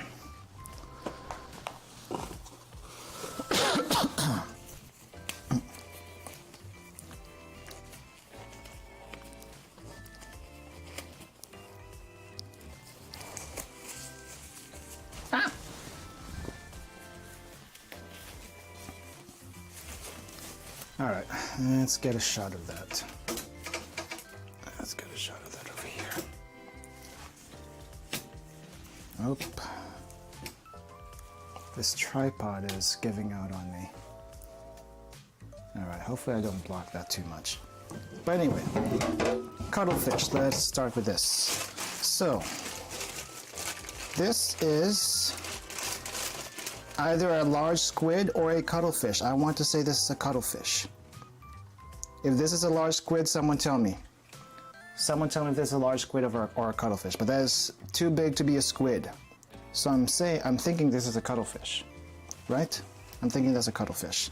This is already cleaned when I got it. All it has now it's muscles, the muscles of the cuttlefish. I'm gonna go in and rinse to give this a quick rinse. But this is what we're going to fry up today instead of a calamari. This has got to be a cuttlefish, right? I mean, look at this, two long tentacles at the front. I don't think squid typically has that. If they do, someone tell me, please. Someone tell me. But I'm gonna just give this a quick rinse.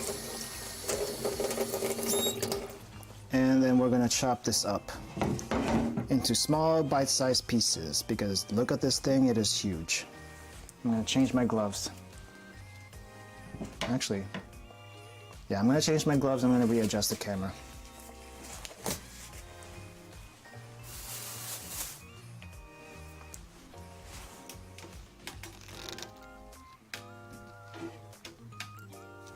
There we go. Da, da, da, da, da, da.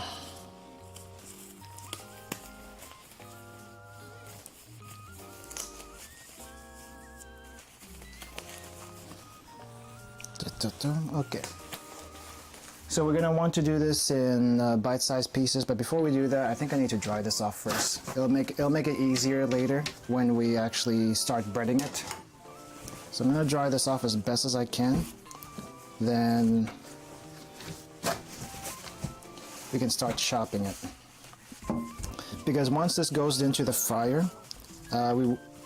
when you're doing deep frying or any frying at all, you want as little liquid as possible in whatever you're frying, so that it doesn't splatter the oil. That would be bad. That would be bad for everyone. That would be bad, especially for the person doing the frying. So, proper temperature of oil and stuff like that, I don't know. I do have a thermometer I can use for the oil, but the thing is, it jumps around so much. The temperature, once I actually insert the probe into the oil, it just, I don't think of it as reliable. And then once you start frying some stuff, the temperature of the oil will decrease. So it's like, what am I gonna do? What am I gonna do? I just have a general idea what temperature I need to get it at, and good to go, good to go. But this is the cuttlefish that we're working on. And where am I gonna start?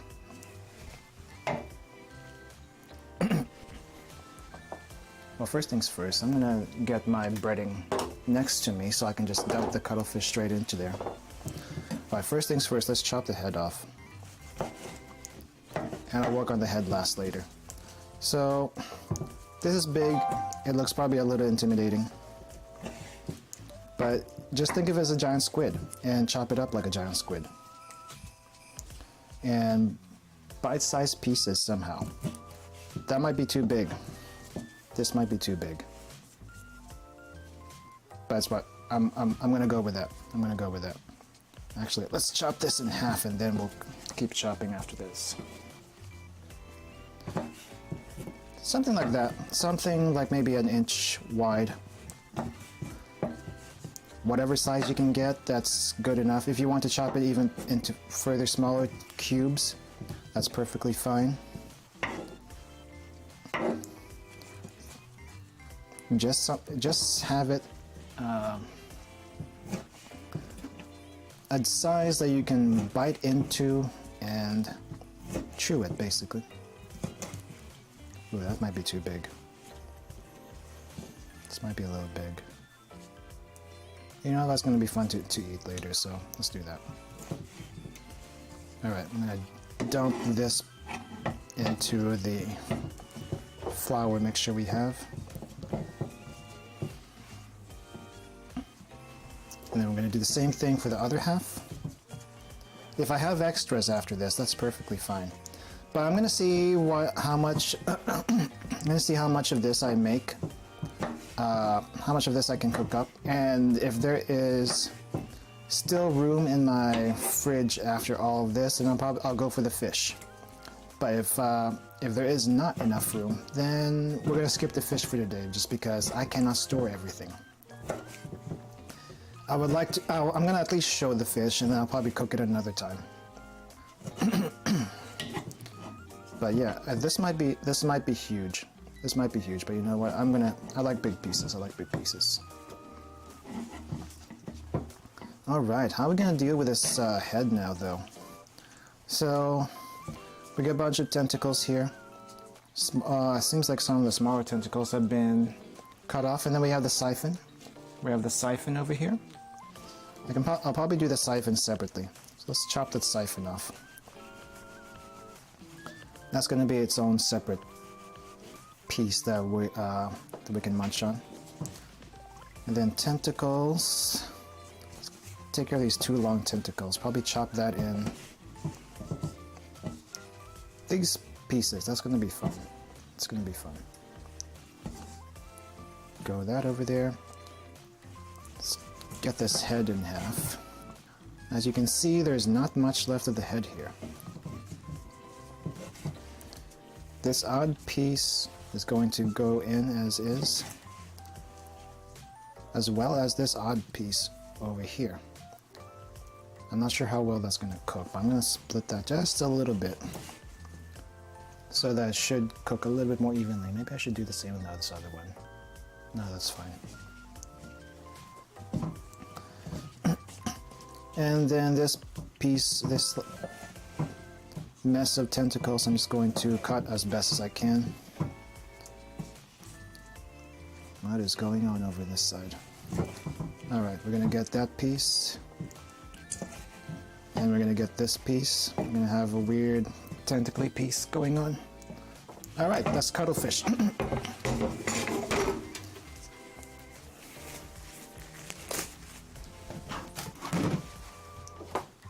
Let's move over to this side. Probably not going to add the panko. I'll be honest, I'm probably not going to add the panko.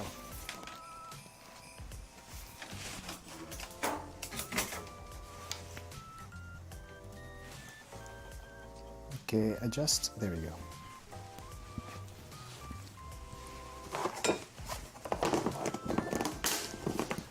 And I'm just going to mix it up like this. Definitely a whole lot faster and probably a lot more even.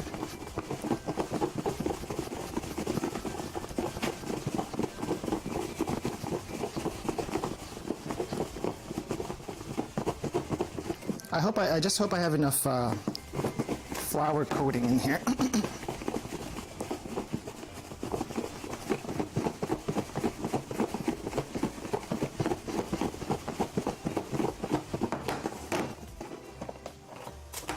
And there we go.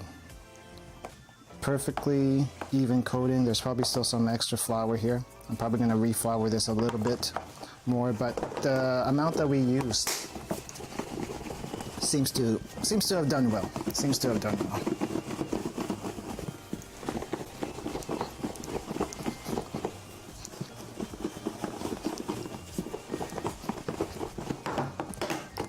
All right, and this is actually quite soft to touch. It's quite soft to touch. Maybe a little firm, as it should be. All right. I'm gonna check the oil to make sure that's a good temperature. Like I said, I don't trust my probe at all. I trust the probe 0. But we're gonna give it a try anyway. We're gonna give it a try. Where is my probe? Where's my probe?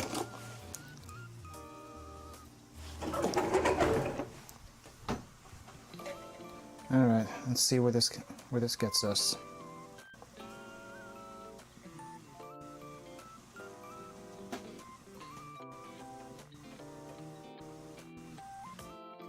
$60, $65.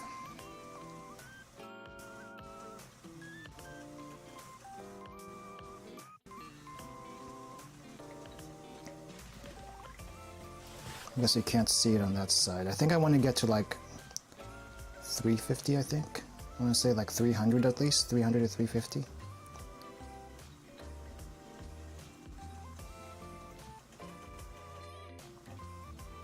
But this goes up so slow.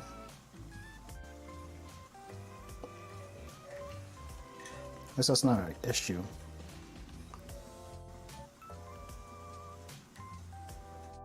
But this, I feel like this might be the last thing I cook today. I will at least show you the milkfish. Probably not gonna cook it today just because of the time and the amount of stuff I already have out here. I wanted to get to it, but I'll at least show it to you guys. I'll at least show it to you. This might actually be hitting 300, but I just need to make sure. Well, it should be close to 300. We don't want to overcook the cuttlefish anyway.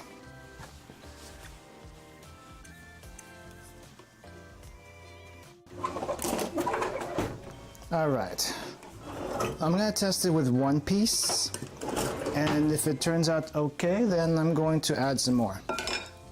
But I need to find a container to put the cuttlefish in once it's done cooking. I guess I'll put it on the plate for now, and I'll figure out the container out later. Okay, I'm gonna just test one piece for now.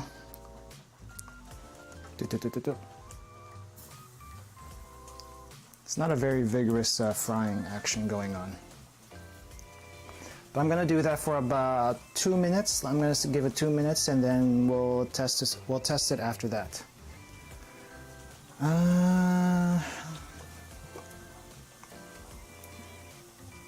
I'm just really hoping that the Legiflan actually finishes off. Because it's been cooking in the steamer for more than 20 minutes. It hasn't solidified until after maybe 30, but that's probably because I didn't get a good enough seal on the steamer. And now it's approaching 40, maybe 50 minutes, so that's a bit iffy. It's a bit iffy. Guess I'll put the sugar over here now.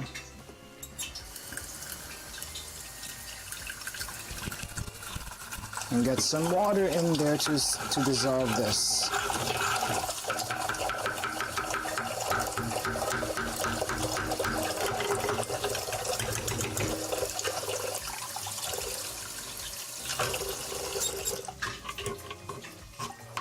Or I may have to reliquify it and then just scrape it out that way. Yeah, I may have to. Oh well, it's gonna soak soap in water for now. But listen to that. It's still, so there's still a little bit of water left in this, it seems.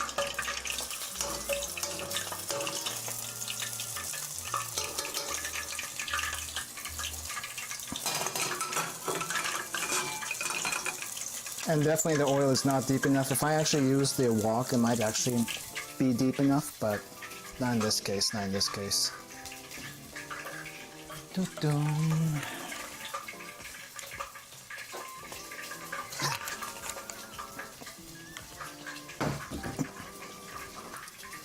But how's everyone's day going so far? I know I asked it earlier, but we're kind of like for some people we're almost at noon. That's almost lunchtime for some people. And some people it's past lunch. I have not eaten a bit. Has that been 2 minutes? I think that's been 2 minutes. I'm gonna have to check that.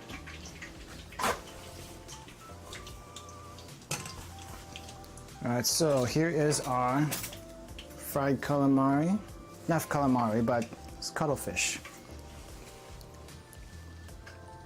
And I need to give it a taste test before we continue. Where is... I guess I'll use this. Let me give it a taste test. It's still a bit warm. Hot, even.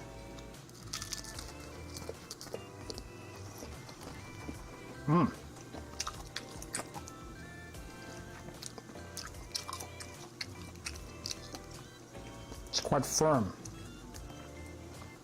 This would be good with some sauce. Let me get some sauce out. I'm going to use the same sauce that I used for the pancit earlier, the mystery sauce.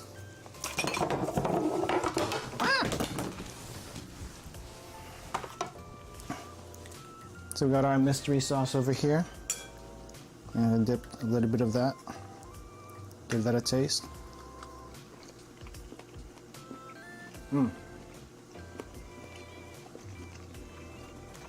Did that for about 2 minutes. It can probably go 3 to 4 minutes and it'll be cooked perfectly. That's probably what I'll do for the rest of it. That's actually pretty good. Holy crap. Nice and chewy, thick, in all the right places. All right, so we're just gonna take a handful of these.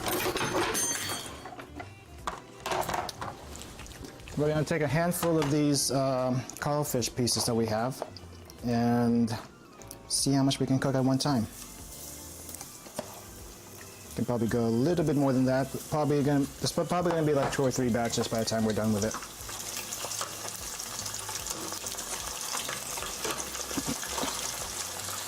Add a few more pieces, trying to keep track of time so I don't overcook it.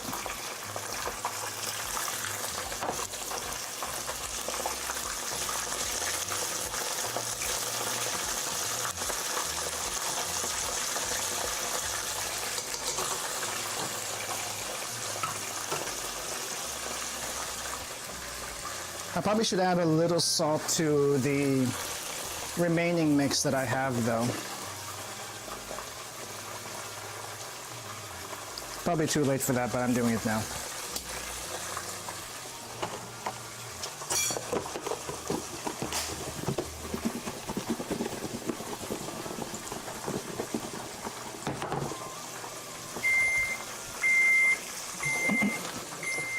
I'm gonna keep the camera on the cuttlefish, and I'm gonna go check the leche flan, see how that's doing.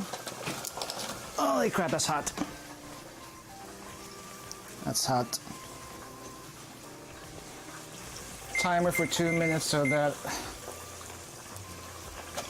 I know it's about time to take the cuttlefish out.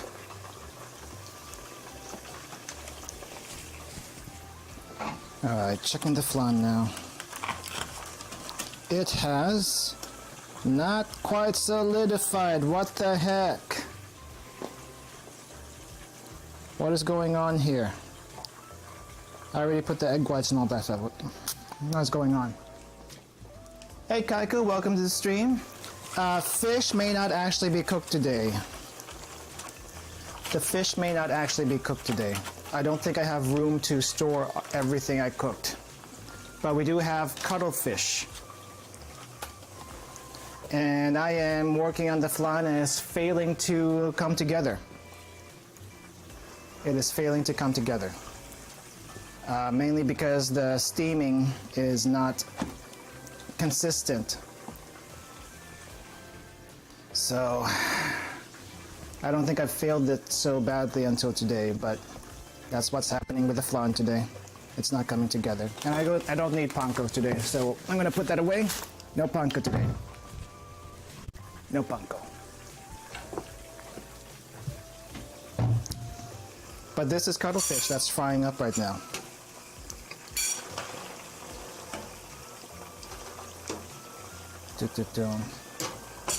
And that's looking good. It's looking good. Probably have one more batch of cuttlefish.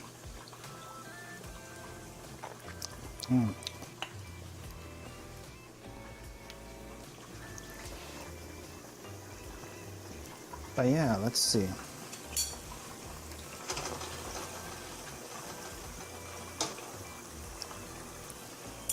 This oil is definitely not deep enough,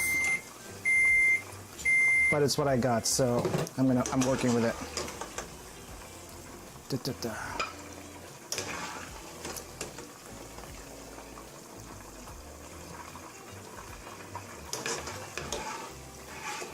I'm gonna let the oil rest for at least 5 more minutes.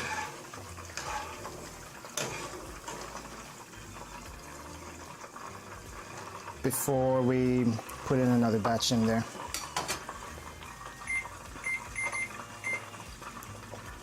And the flan is struggling, very much struggling to come together. I don't know why. I've done this before, but it's been forever, so I probably missed a step somewhere. And it seems like my camera might be dying. What is the battery life right now? Let's see. It is at 18%. It's got a little bit of life left, still a little bit of life left. But not a whole lot, not a whole lot.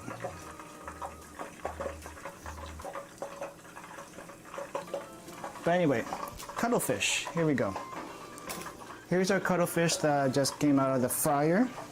I think I did that for about 3 to 4 minutes. Don't really need too much more than that. Give this a shot.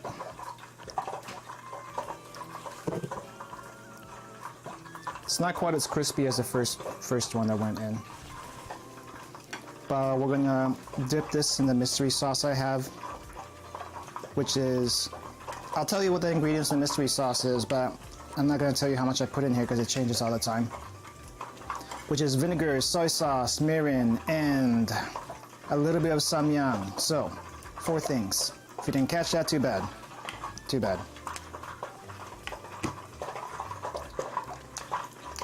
Oh my gosh, that's good. That's good. It's not crispy, but it's cooked well enough. And that's all I can ask for. I haven't eaten anything all day. So this is like my first bites of food right here.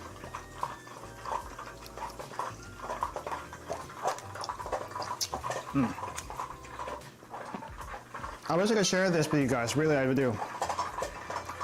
But I can't send stuff over the internet. You can't get an Uber Eats to my place and deliver it to you wherever you are. It's just not feasible. But let's get a close up on this. Maybe.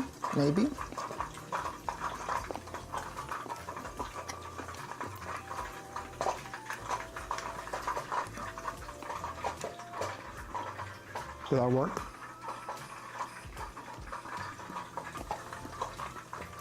Okay, that did not look good. I need to see if I can feed you guys. There you go. Huh?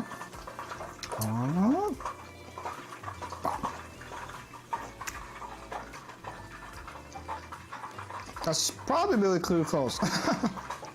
Oh well. It's good though. It's good. Especially with the sauce, it's good.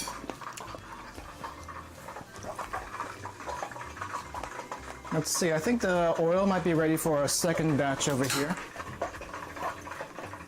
So we're gonna do our second batch of cuttlefish. And if the flan is still cooking, I may actually do the milkfish. We'll see. Ah, phone is dying.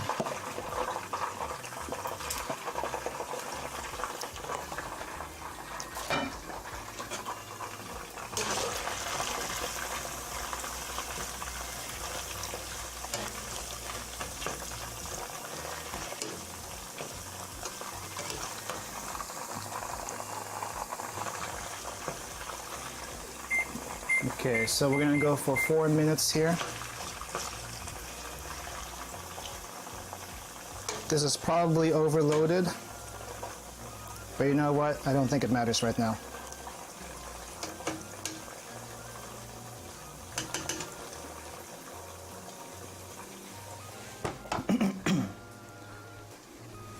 Yeah, try to clean up the sink a little bit while I can. I did quite a bit of damage here earlier, so excuse me. But if you have any questions or comments for me in chat, let me know. I'm gonna check it after I'm done cleaning here, and I'll see what we can do. But for now, enjoy the music, enjoy the ambient sounds. I'll try not to talk for this part.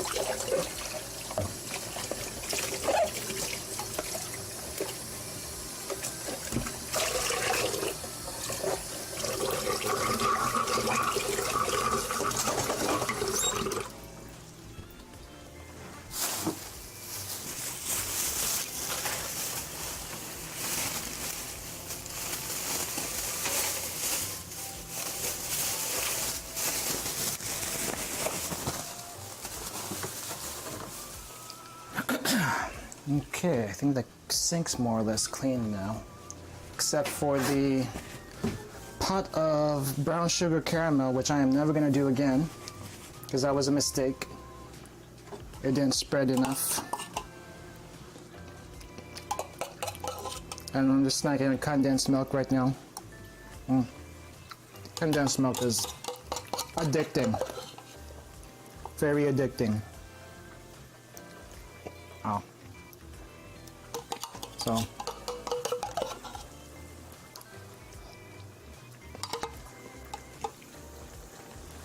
Let's see.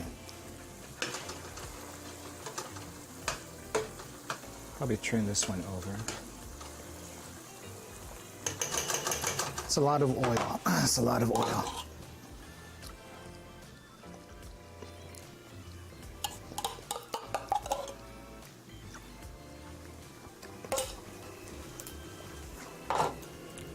Holy crap, my diet is gonna go out the window today.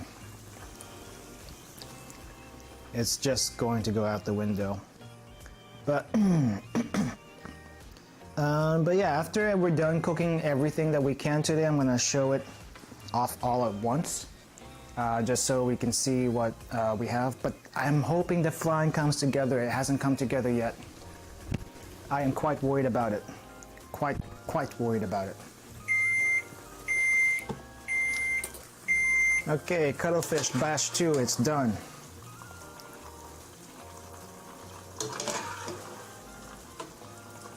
This is quite oily right now. I should have probably used a smaller batch, but you know what? It's fine. It's fine as long as it's still edible. That's all that matters. The oil will take care of itself at some point. Anyway, I'm gonna check the cuttlefish really quick. Cheat day once a week is always nice. I think the cheat day for the holiday season is more than 1 week though. More than 1 week. More than 1 day in a week. Let's check the steamer.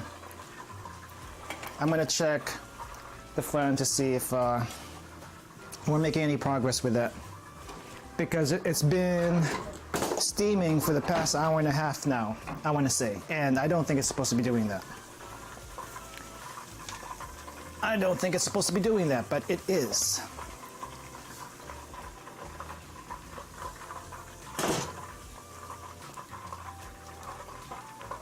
Ooh, hot, hot, hot, hot, hot, hot, hot, hot, hot, hot, hot, hot.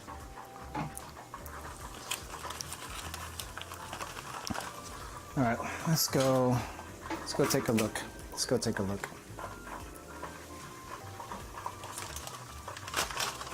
Is it set yet? No, it is not. Why will you not set?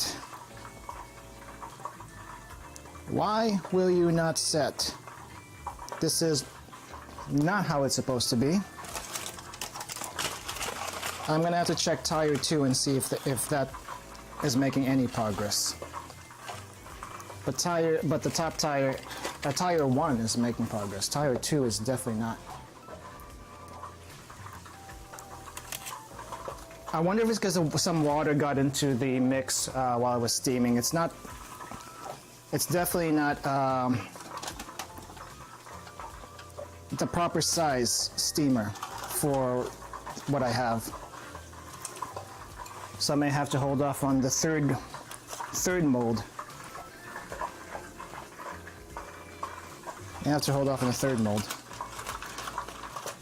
This one is coming together a little bit better, but still not great.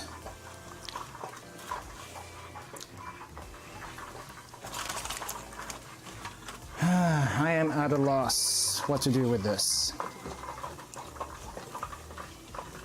The water is a rolling boil. I guess I'm just not getting a good seal on the molds. This might be a fail, so I may have to work on this one off stream. But I'm gonna probably. It's probably the water getting into the mixture that's making this fail. But I'm gonna try to steam this for another 30 minutes.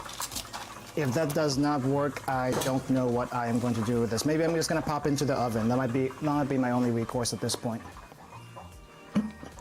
Have I been to Missouri? I don't think I have, Kuroke, but thank you for coming to the stream. You know what? I'm gonna go ahead and heat up the oven at 350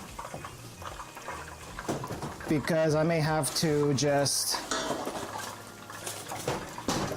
just have to finish the flan that we do have off in the oven. It's not going to be perfect, but I just need it done. I just need it done at this point.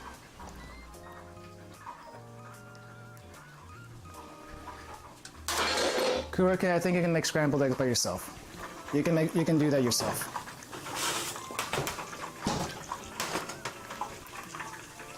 Okay, 350 oven. Oh yeah. Okay, so fish. Let me see about the fish. I wasn't gonna do the fish because I don't think I'd have enough space or time to do this, but I think the cuttlefish is gonna be pretty much done over with by the time we're done. By the time we're done cooking. And I think the camera has died, so I'm going to switch over to a backup camera. Of course, the camera would kill from being used that long. So let's see. Let me stop that.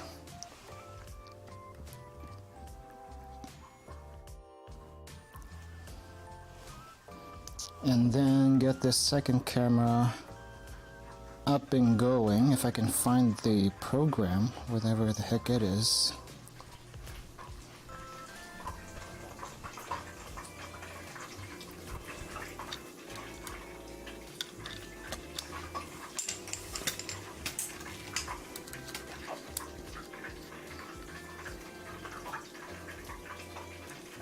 All right.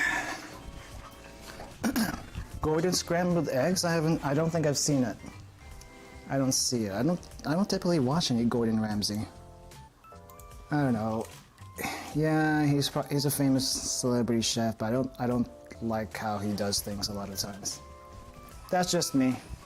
Maybe the cooking shows he's been on just didn't sit too well with me.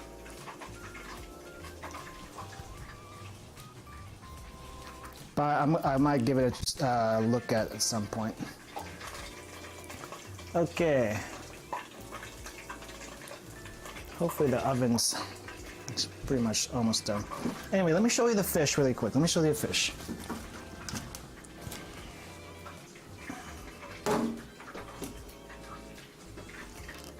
So this is the milk fish that I mentioned in the previous cooking stream. So right now it is marinated in a spiced vinegar. Normally, if you want to just fry this, you would marinate this in like a vinegar and garlic. That's the best way to cook them. Oh, well, that's the best way to marinate them.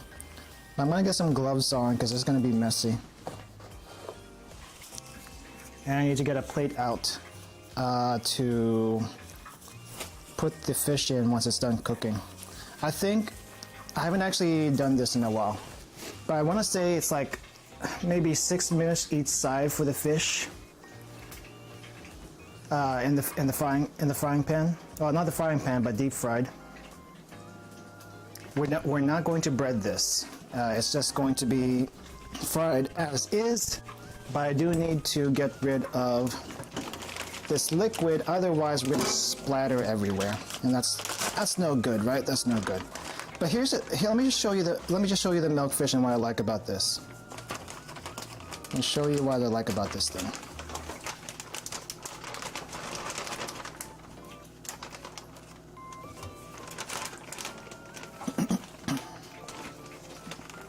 And the leftover, I can probably use that some other time. Okay, but let me show you the milkfish. So this is a milkfish, the insides of the milkfish, and this is what the outside of the milkfish looks like. So if you find a fish that looks like this, that's most likely a milkfish. But the part of the milkfish that makes it so unique, well, maybe not unique, but special, is this fatty part down here at the belly. See this? This is the good stuff of the milkfish. This is the stuff that everyone wants to get because once you cook it, it's so juicy and fatty. It's so good. That's why. Anyway, that fish has been marinating in a spiced vinegar mix, which is just vinegar and garlic, onions, and peppers. The one I used was already pre-made. You can definitely do one with just vinegar and garlic. Very simple, very easy to do. But the one I like using the pre-made stuff just because it's been it's been soaked a very long time. I'm gonna try to dry this as much as possible, but so that it doesn't splatter everywhere once we start frying it. But I feel like that's going to be almost impossible. I'm going to try my best though, but we're going to do like one thing at a time, and we're probably going to do like 6 minutes on each side. Hopefully that'll be enough. If not, well, we'll pay for it. We'll pay for it. All right, let me get the camera on this side.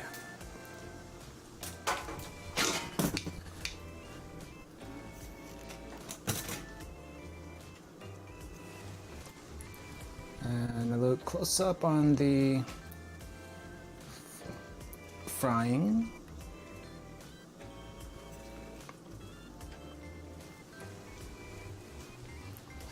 Definitely gonna need at least 1 glove just because I'm gonna have to go pick the fish up and it's gonna be messy. I don't think the fish is gonna fit here. I mean, look at that. It's barely gonna fit. I don't know how that's gonna work. But I'm gonna try one and we'll see how it does work. All right, here we go. So I'm gonna do flesh side down first. So.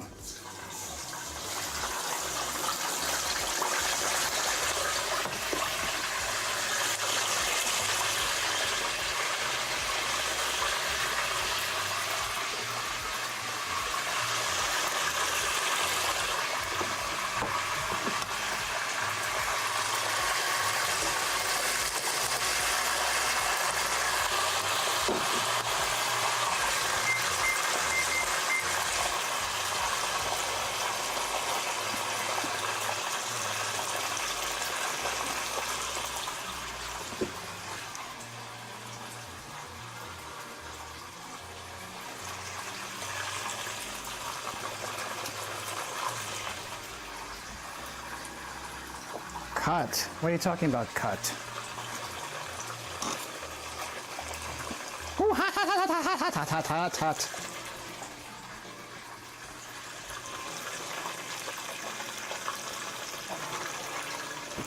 Okay, I'm putting the 2 flans that were in the steamer into the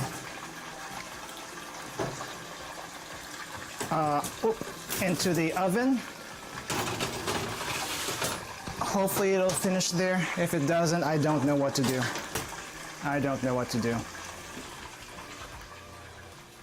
Cut fish in half? I could, but I'll probably do it for the second one. This first one's already in, so that's the no for that one. But I'm gonna cut the second one in half then.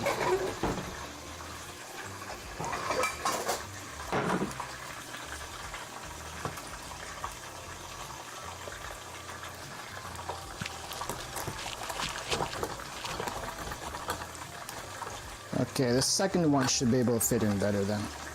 But typically I don't like cutting the fish in half just because the juices in the middle of the fish will flow out. But we'll try it. We'll try it with the second one and see how that works. But we're gonna do 6 minutes on each side and see how that goes. But yes, fish. We got fish.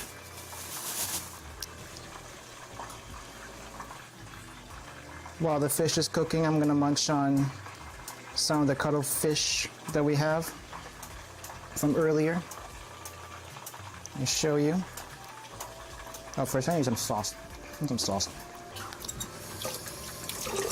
It's very wet, the cuttlefish right now. It's definitely not. It's not definitely like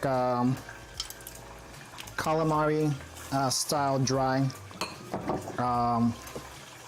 squid that you would normally have in a restaurant, but you know what, this is fine, it's cooked, that's all that matters, right? Anyway, sauce, cuttlefish, dip, and here you go. I'm trying to give you guys a bite, but it's a little hard. It's a little hard. There we go. Got a bite? Okay, the rest is mine.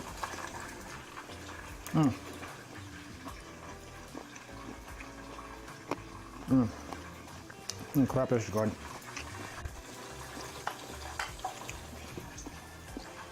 It's not perfect, but it's good. The only thing I ask for in squid and fried squid in general is that it be chewy, but not too chewy, not overcooked. I think that's good.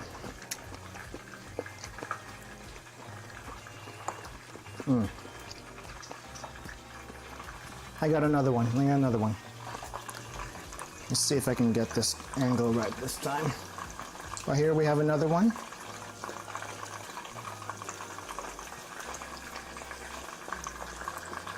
And that's for you guys. See if I can get this. Okay, here's your chance, nom it. Okay, that's mine.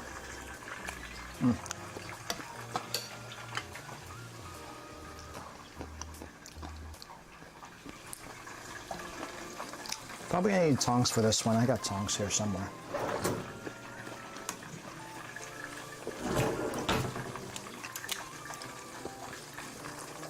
Hopefully 6 minutes isn't too much. Let's see. About 4 minutes is passed already. Let's see what it looks like, and it could go a little bit longer. It can go a little bit longer. Let's wait for the 6 minutes to be over, and I'm gonna flip it over. I'm gonna flip it over.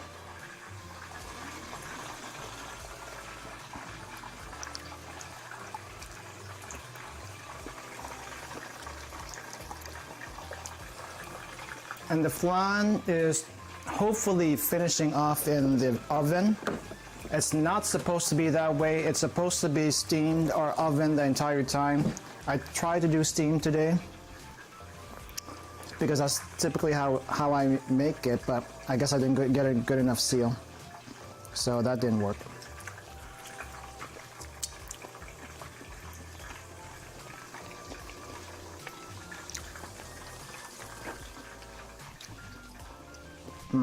But yeah, let me leave the mic over here by the.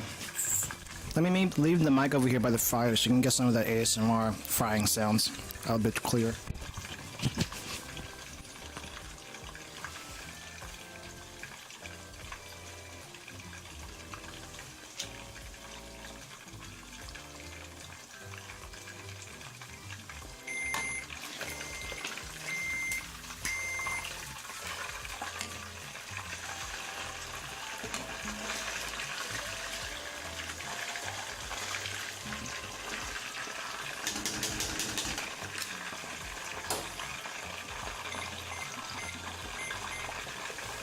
Another 6 minutes. But how's that look? How's that look?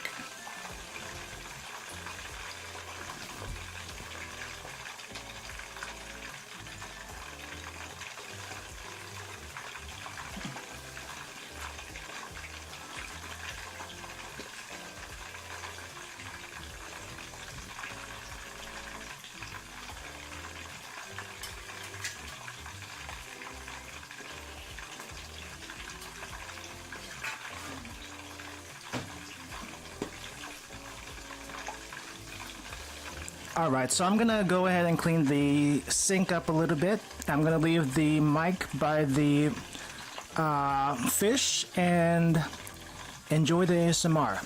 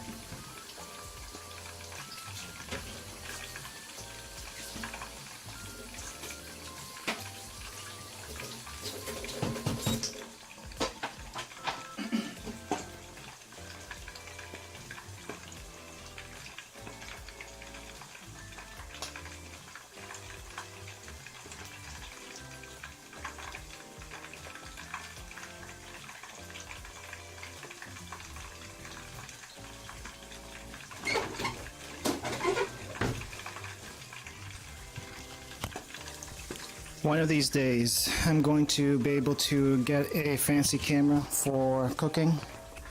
Actually, I can get the fancy camera right now, but here's the issue. I don't think I have a long enough cord for the fancy camera to be used. You know, the cord has to go all the way from wherever the desktop is, which is usually in my bedroom, to the kitchen. And that is currently not possible unless I find like a 30 or 40 foot USB cable for the camera so that I can do that. It's really tough. It's really tough. So sorry for the video quality. The best I can do right now is going to be the Android phones with somewhat questionable close-up. Ooh, okay, that was popping.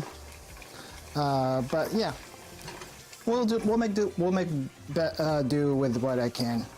I do like doing the cooking streams, even though it's chaotic for me on this side. It's just the logistics is tough. The logistic is tough. So I'll do what I can, but I would like to do this more often. It's just tough to figure out the best way to do this, you know. And you know how I stream. I don't typically just stream for like an hour or two. That is rare. That is rare. I go pretty much all out with the length of time. Speaking of all out, Christmas Eve, not Christmas Eve, New Year's Eve. New Year's Eve this week. It is Sunday. New Year's Eve this week. I'm going to be doing Valhalla all the way from the beginning to the end. I've only done the first 1 or 2 days of Valhalla. So past that is spoiler territory and I do not know anything about it.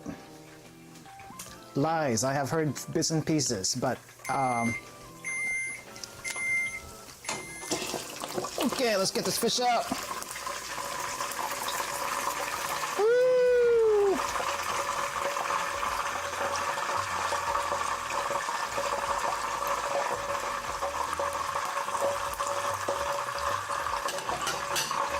I'll show the fish later once it's done. I'm gonna let the oil rest a little bit before we put the last batch of fish. I'm also going to check the oven to see what the heck is going on with our flan that has been struggling to come together this entire time.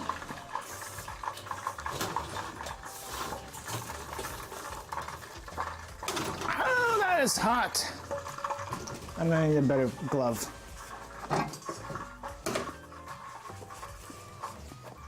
We need a better glove for this.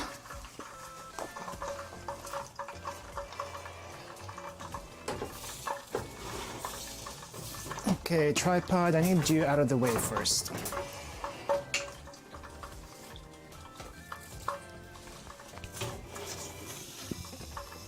All right, let's see what's going on with this. My hands are a bit full, so sorry if you can't see this part. I'm just gonna check. I'm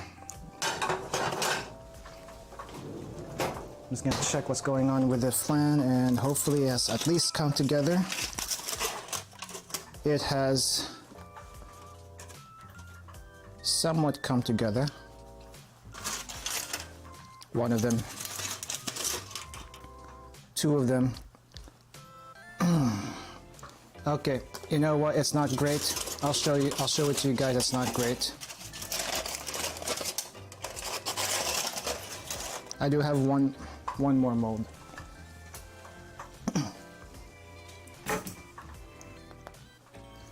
So here is our flan. It is not supposed to look like this.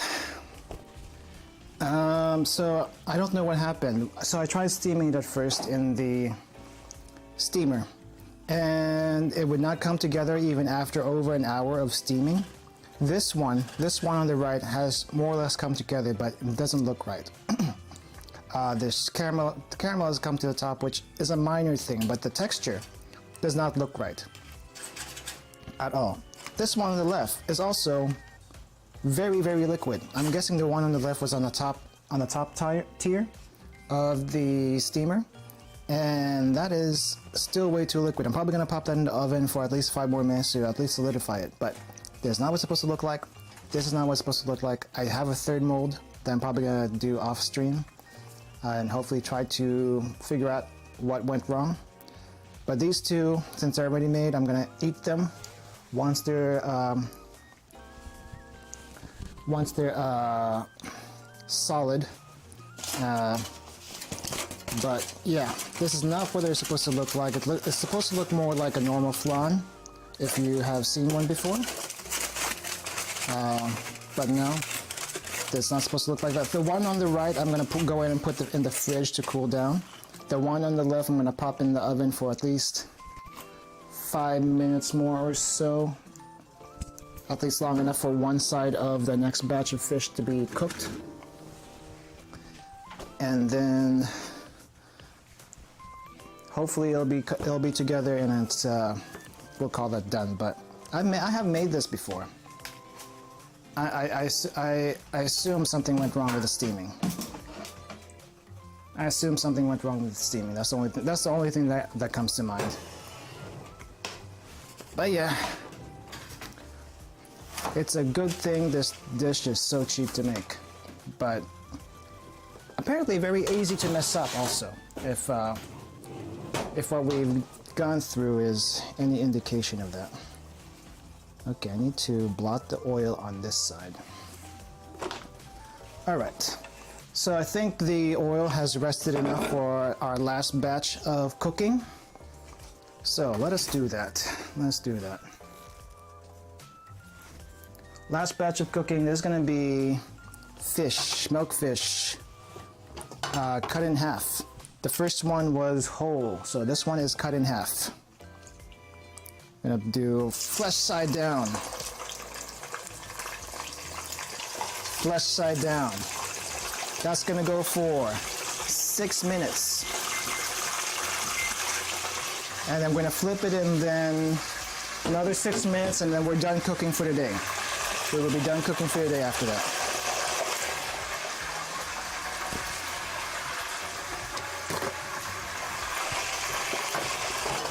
Hot! This fish is hot!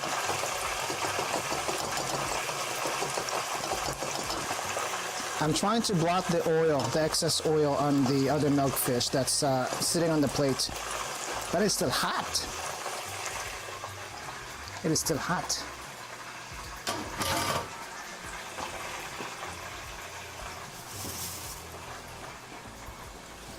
Hey Artsuki, welcome to the stream. We are wrapping up our cooking for today. We have our last batch of food that we're cooking.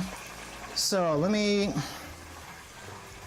actually grab this camera so I can talk to you and look at chat at the same time, because all we're doing right now is waiting for the fish to finish. Let me get so. Okay, are we good? Are we good? All right, so review for today. So we went for 2 hours, almost 3 hours now. And why is the camera wonky? Okay, there we go. All right, so review for today. What did we do? We attempted to make leche flan. I have made it before, but for some reason it did not want to cooperate today. So I guess what I could have done. What I could have done is use a smaller mold. I didn't have many molds, or I could have just popped it in the oven, straight into the oven with a water bath, and that probably would have solved all my problems. But I was trying to steam it today, which the steamer was not big enough to hold the mold. So mistake, don't do that. Don't do that. I will try to show a proper flan if I manage to get the last mold. I do have a third one in the fridge to come out right. But for now, for this, as far as the stream is concerned, that's we have 2 failed molds and 1 waiting to figure out what to do there. If you want recipes to all the stuff that I made up here, the recipes I did specifically for the stream are my own. You can watch the stream again if you want to. I didn't have, well, even if I did have time to type it all up for you guys, there would be no way for me to go to back and forth from the kitchen to OBS in my bedroom to switch the cards, and I wasn't quite sure what order I was going to do these anyway. So it's like, you can look up recipes online if you want to, or you can watch the stream again and see what I did. and pick out the mistakes, the mistakes that that I made, and hopefully correct them when you do it yourself. But yeah, so we did achiflan, we did pancit canton. It was supposed to be a shrimp pancit canton. I totally forgot I had shrimp out. So instead it's going to be a vegetable version, which works just as well. It works just as well. And then we did fried cuttlefish. That thing was nice. If you don't know what cuttlefish looks like, or at least haven't worked with cuttlefish before, rewind back in the stream, please. Rewind back in the stream and see what we did to how we cut that thing. That's it's quite nice. It's quite nice. And then milkfish. The milkfish we're working on right now. It's just a basic overnight marinade of vinegar and at least garlic. You can marinate it with the very base of the marinade is just garlic. That's it. Garlic and vinegar. You set that for at least 30 minutes to an hour, but for me, overnight is how I did it. So this is going to be especially flavorful once it's done. So, and that's all we did. We didn't salt it, we didn't pepper it, anything. You can do that afterwards if you want to, but that's all it needs. That's really all it needs. Vinegar and garlic for a marinade. And yeah, I kind of showed you what the fat of the milkfish looks like. So that's the best part. Once I flip this fish in the fryer, I'll go show you the milkfish that we have finished, and maybe cut a piece of that so you can see what that's about. But anyway, we're almost done here. We're almost done. Okay, let me move the camera again. But hopefully you guys have had a good day so far. And are enjoying your... Camera is falling. It is not stable. I need to get like rubber stoppers on that tripod. There we go. The cord is...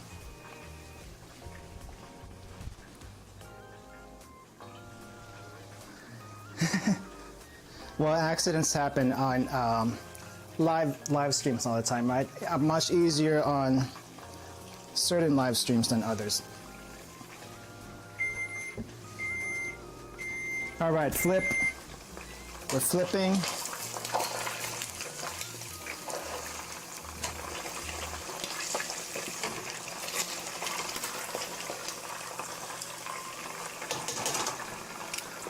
That's gonna go for another 6 minutes. I need to check on the other flan in the oven before I do anything else. That thing has probably been overcooked now, several times over.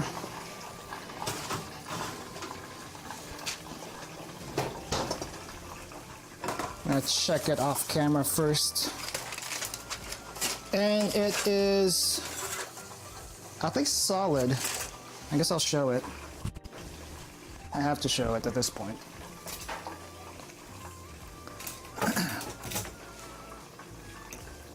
But here is our other flan that didn't quite come out like I expected it to. It is at least together, so all I need to do is put it in the fridge to solidify a little bit more. But yeah, not supposed to be this way. At least I'll have dessert for quite a while. I can't bring this to work for people to finish off. That's not presentable. That is not presentable for other people. So that's just mine. That's just mine. So this is going to go in the fridge to chill.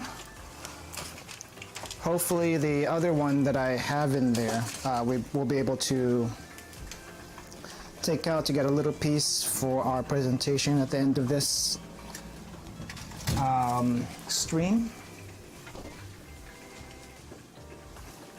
But let me show you. Hold on. Let me put this pan back in the oven because we're done with it.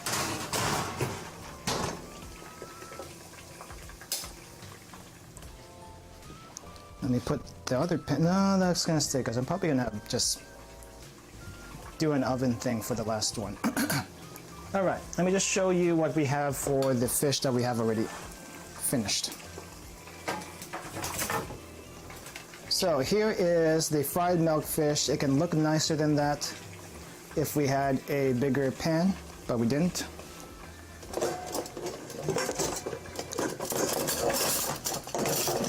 I am trying to look for a fork. Where the fork is the fork? Here's the fork. All right, so check this fat out. Check this fat out. See how bouncy that is? Have you seen fat on a fish before? If you have, let me know. Let me know. Have you seen fat on a fish before? Because I don't think you've seen fat in a fish before. There's one of very few fish I know of that has fat on there. Right? Right? So that's the fat. I'll get to the fat later. But let's look at that flesh. Let's look at the flesh. Let's grab a little bit of that. I think that's cooked well. That is cooked well. Do be careful of this fish though. It does have a lot of tiny bones. If you decide to cook it yourself, it does have a lot of tiny bones, so watch out for that. But this is still good. So, eat up. Itadakimasu. Yep.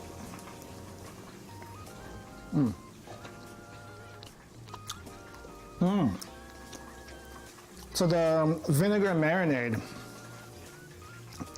penetrated the flesh of the fish after it being marinated overnight. And holy crap. It's not very strong. You would think it'd be stronger, but it's actually quite mild, but it gives enough flavor. And let's get some of this fat. Let's get some of this fat. Let's grab a little piece of that. Look at that. Look at that. Ah!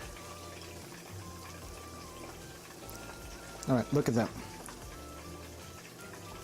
Look at that piece. Look at that piece.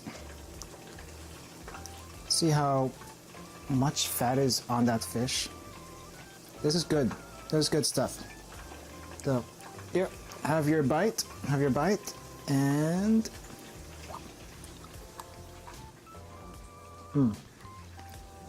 holy crap, that fat melts in your mouth. This is good fish. This is good fish. I highly suggest for anyone that likes fish and all you're used to is salmon, tilapia, cod, all those muscly fish, try this fish. This fish is fatty. Fish is fatty and it's also really good. Now it's already marinated with vinegar, but if you want to add extra vinegar to whatever you cut out to it, be my guest. That would make it even better. Maybe a little salt too. I didn't add salt to this. I don't think it needed it, but salt would be okay. Also, this is just me. I know not everyone likes to do this, but this is the fish eyeball. I like the fish eyeball. Some people get weirded out by it, but I like eating this. So this is, if you don't want it, I'll take it. I'll take it. There we go. It's just gelatinous, that's all it is. There is a hard part to the eyeball that you don't eat. I feel like that's impossible to eat, but I like it otherwise. I like it otherwise. Anyway, this second fish is almost done.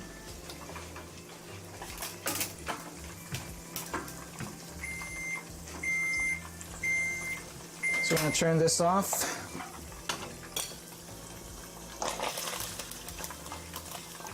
Drain this a little bit.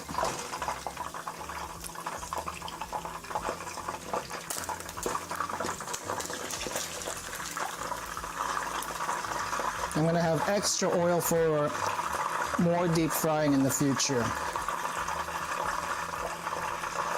We have a lot of oil here. We have a lot of oil. All right, I'm going to take the oil off the heat. That's done. Let's take the wok back over here.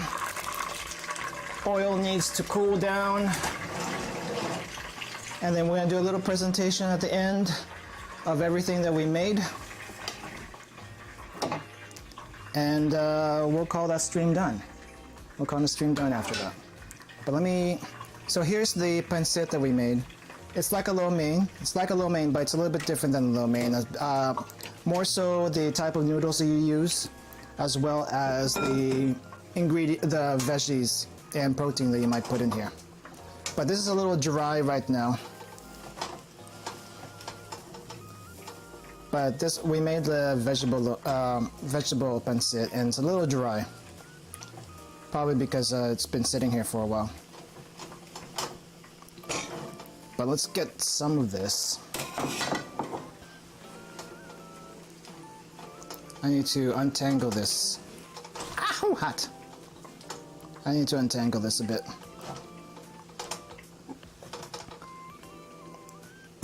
Probably not the best pancit you will ever see. It is definitely not. But this is what we made today. So it's cooked enough. It's cooked enough.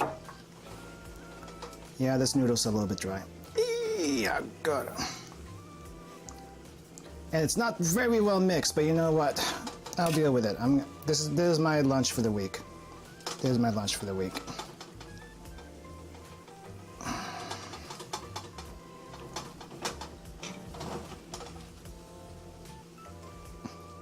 So I'm gonna get a little bit of this, a little bit of that.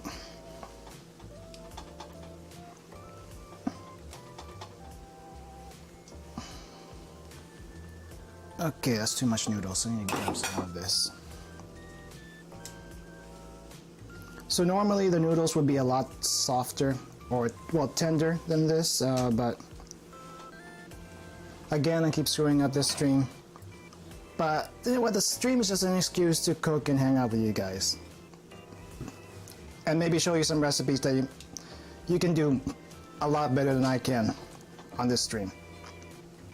I promise you I cook this a lot better if it's not on camera. But it's just, yeah. Apparently the camera does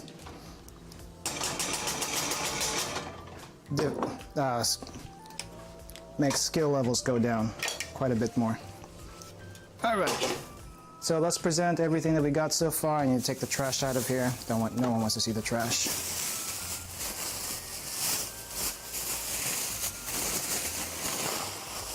Okay. Tying the trash up because I got a bunch of trash here. Okay, don't unplug the interface again.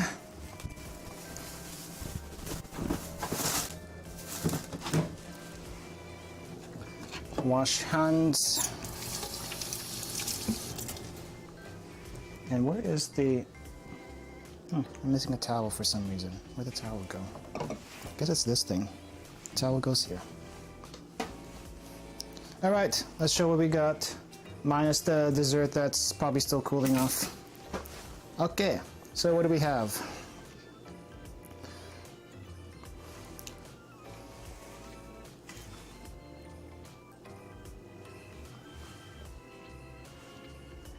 So what we have pancit with onions, garlic, carrots, green beans, and noodles. So we would have also shrimp in here if we actually remembered to put the shrimp, but forgot the shrimp, and the shrimp is now back in the freezer, so I'm going to use that another time. Also we have fried milkfish. Now this is actually typically a breakfast item, not necessarily just for holidays and celebrations. The pancit though is typically holiday and celebration stuff, but the milkfish, this is breakfast food. This is breakfast food. But breakfast food is anytime food, so we have that. Fried cuttlefish. This is just my excuse of wanting to have something that's calamari, but not using squid. Instead we have cuttlefish, fried. It's been a while since I worked with cuttlefish, but it's nice. It's nice and juicy. It's nice and thick, firm. So it's like, let's get another piece of that. Oh. All right, that cuttlefish is good. Maybe if I had a higher temperature on the oil, we can get that the outside a bit crispier. But right now, that works fine. That works fine. And then, okay, this is actually still cooling down, so it's probably not a good idea to take it out. But I'm going to try to take a little piece just to see what we got. So this has deflated from earlier. Good sign. And the texture is all right. The texture is all right. Presentation's not great, but the texture is all right. I mean, this is kind of what you expect of flan with a bunch of egg whites in it, except minus the not coming together in the time that we tried cooking this. But this is passable. It's not great, but it's passable. Let me give it a taste though. It's too warm. It needs to cool down a lot more. But the taste is fine. Taste is fine. We did what, 12 eggs, 12 whole eggs. We strained that after we mixed it. And then 2 cans of evap milk, 1 can of condensed milk. No added sugar except for the caramel. You can add more sugar if you want to, but it's not necessary. The condensed milk is pretty sweet as is. But yeah, I'm gonna be snacking on that whenever I can.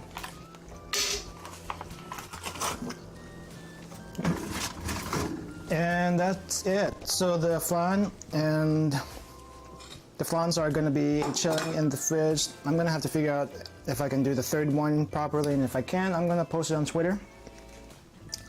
I'm gonna post the third one on Twitter if it comes out properly. If it doesn't, then just assume that it turned out like the others. But for now, thank you guys for joining me. Thank you guys for joining me. This is a fairly decently long cooking stream, and yeah, it's just something. It's just an excuse for me to cook on stream again, see if I can do it. Test a new setup also, which kinda sort of work, but one of these days I want to get a proper setup that's not quite so janky. I don't know when the next time I'm going to be doing a cooking stream. I know I got some recipes from people on Twitter. I may not be able to do that on stream. I might just do videos or something. But I do want to do streams of those if possible. But for now though, next cooking stream will be unknown. I want to try to do it at least once a month, but other than that, it's going to be unknown. I do have to test out some recipes that I got from people on Twitter just to see if I can make it successfully at least once. And then once I'm confident with that, I can actually I might do a video or I might do a stream. We will see. Nothing set in stone about that yet. Let's see, what else? So, okay, things this week. I want to continue Omori sometime this week, maybe either Tuesday or Wednesday, maybe Tuesday and Wednesday even. Still debating on that. Also, Valhalla on New Year's Eve. I'm going to be doing that from start to finish. That's going to be fun, maybe. I don't know. It's going to be an endurance stream. I want to at least do one endurance stream. 6 hours is not an endurance stream, people. 6 hours is not an endurance stream. At least 11 to 12.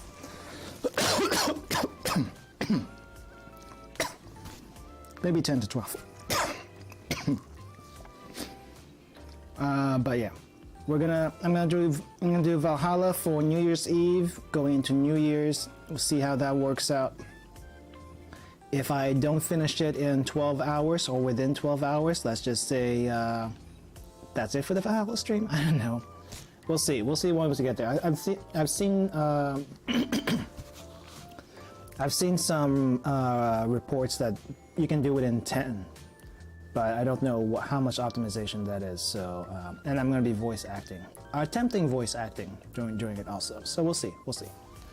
And then Atelier Ryza again. This coming Saturday, we're going to do Atelier Ryza again. Pick up from where we left off, and just try to get through it as quickly as we can and as relaxed as we can. before Ryza 2 comes out this in January. Other than that, though, I'm gonna go ahead and move back to my room so I can get the switch over to the other not camera, but to the other mic, and I'll clean up after this. Okay, mic switching. Hold on.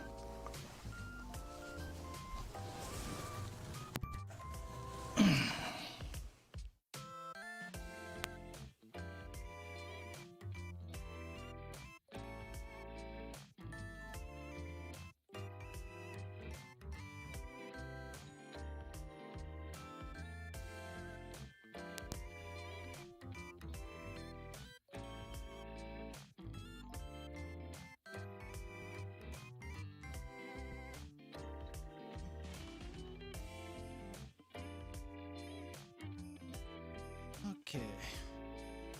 Camera, go over here.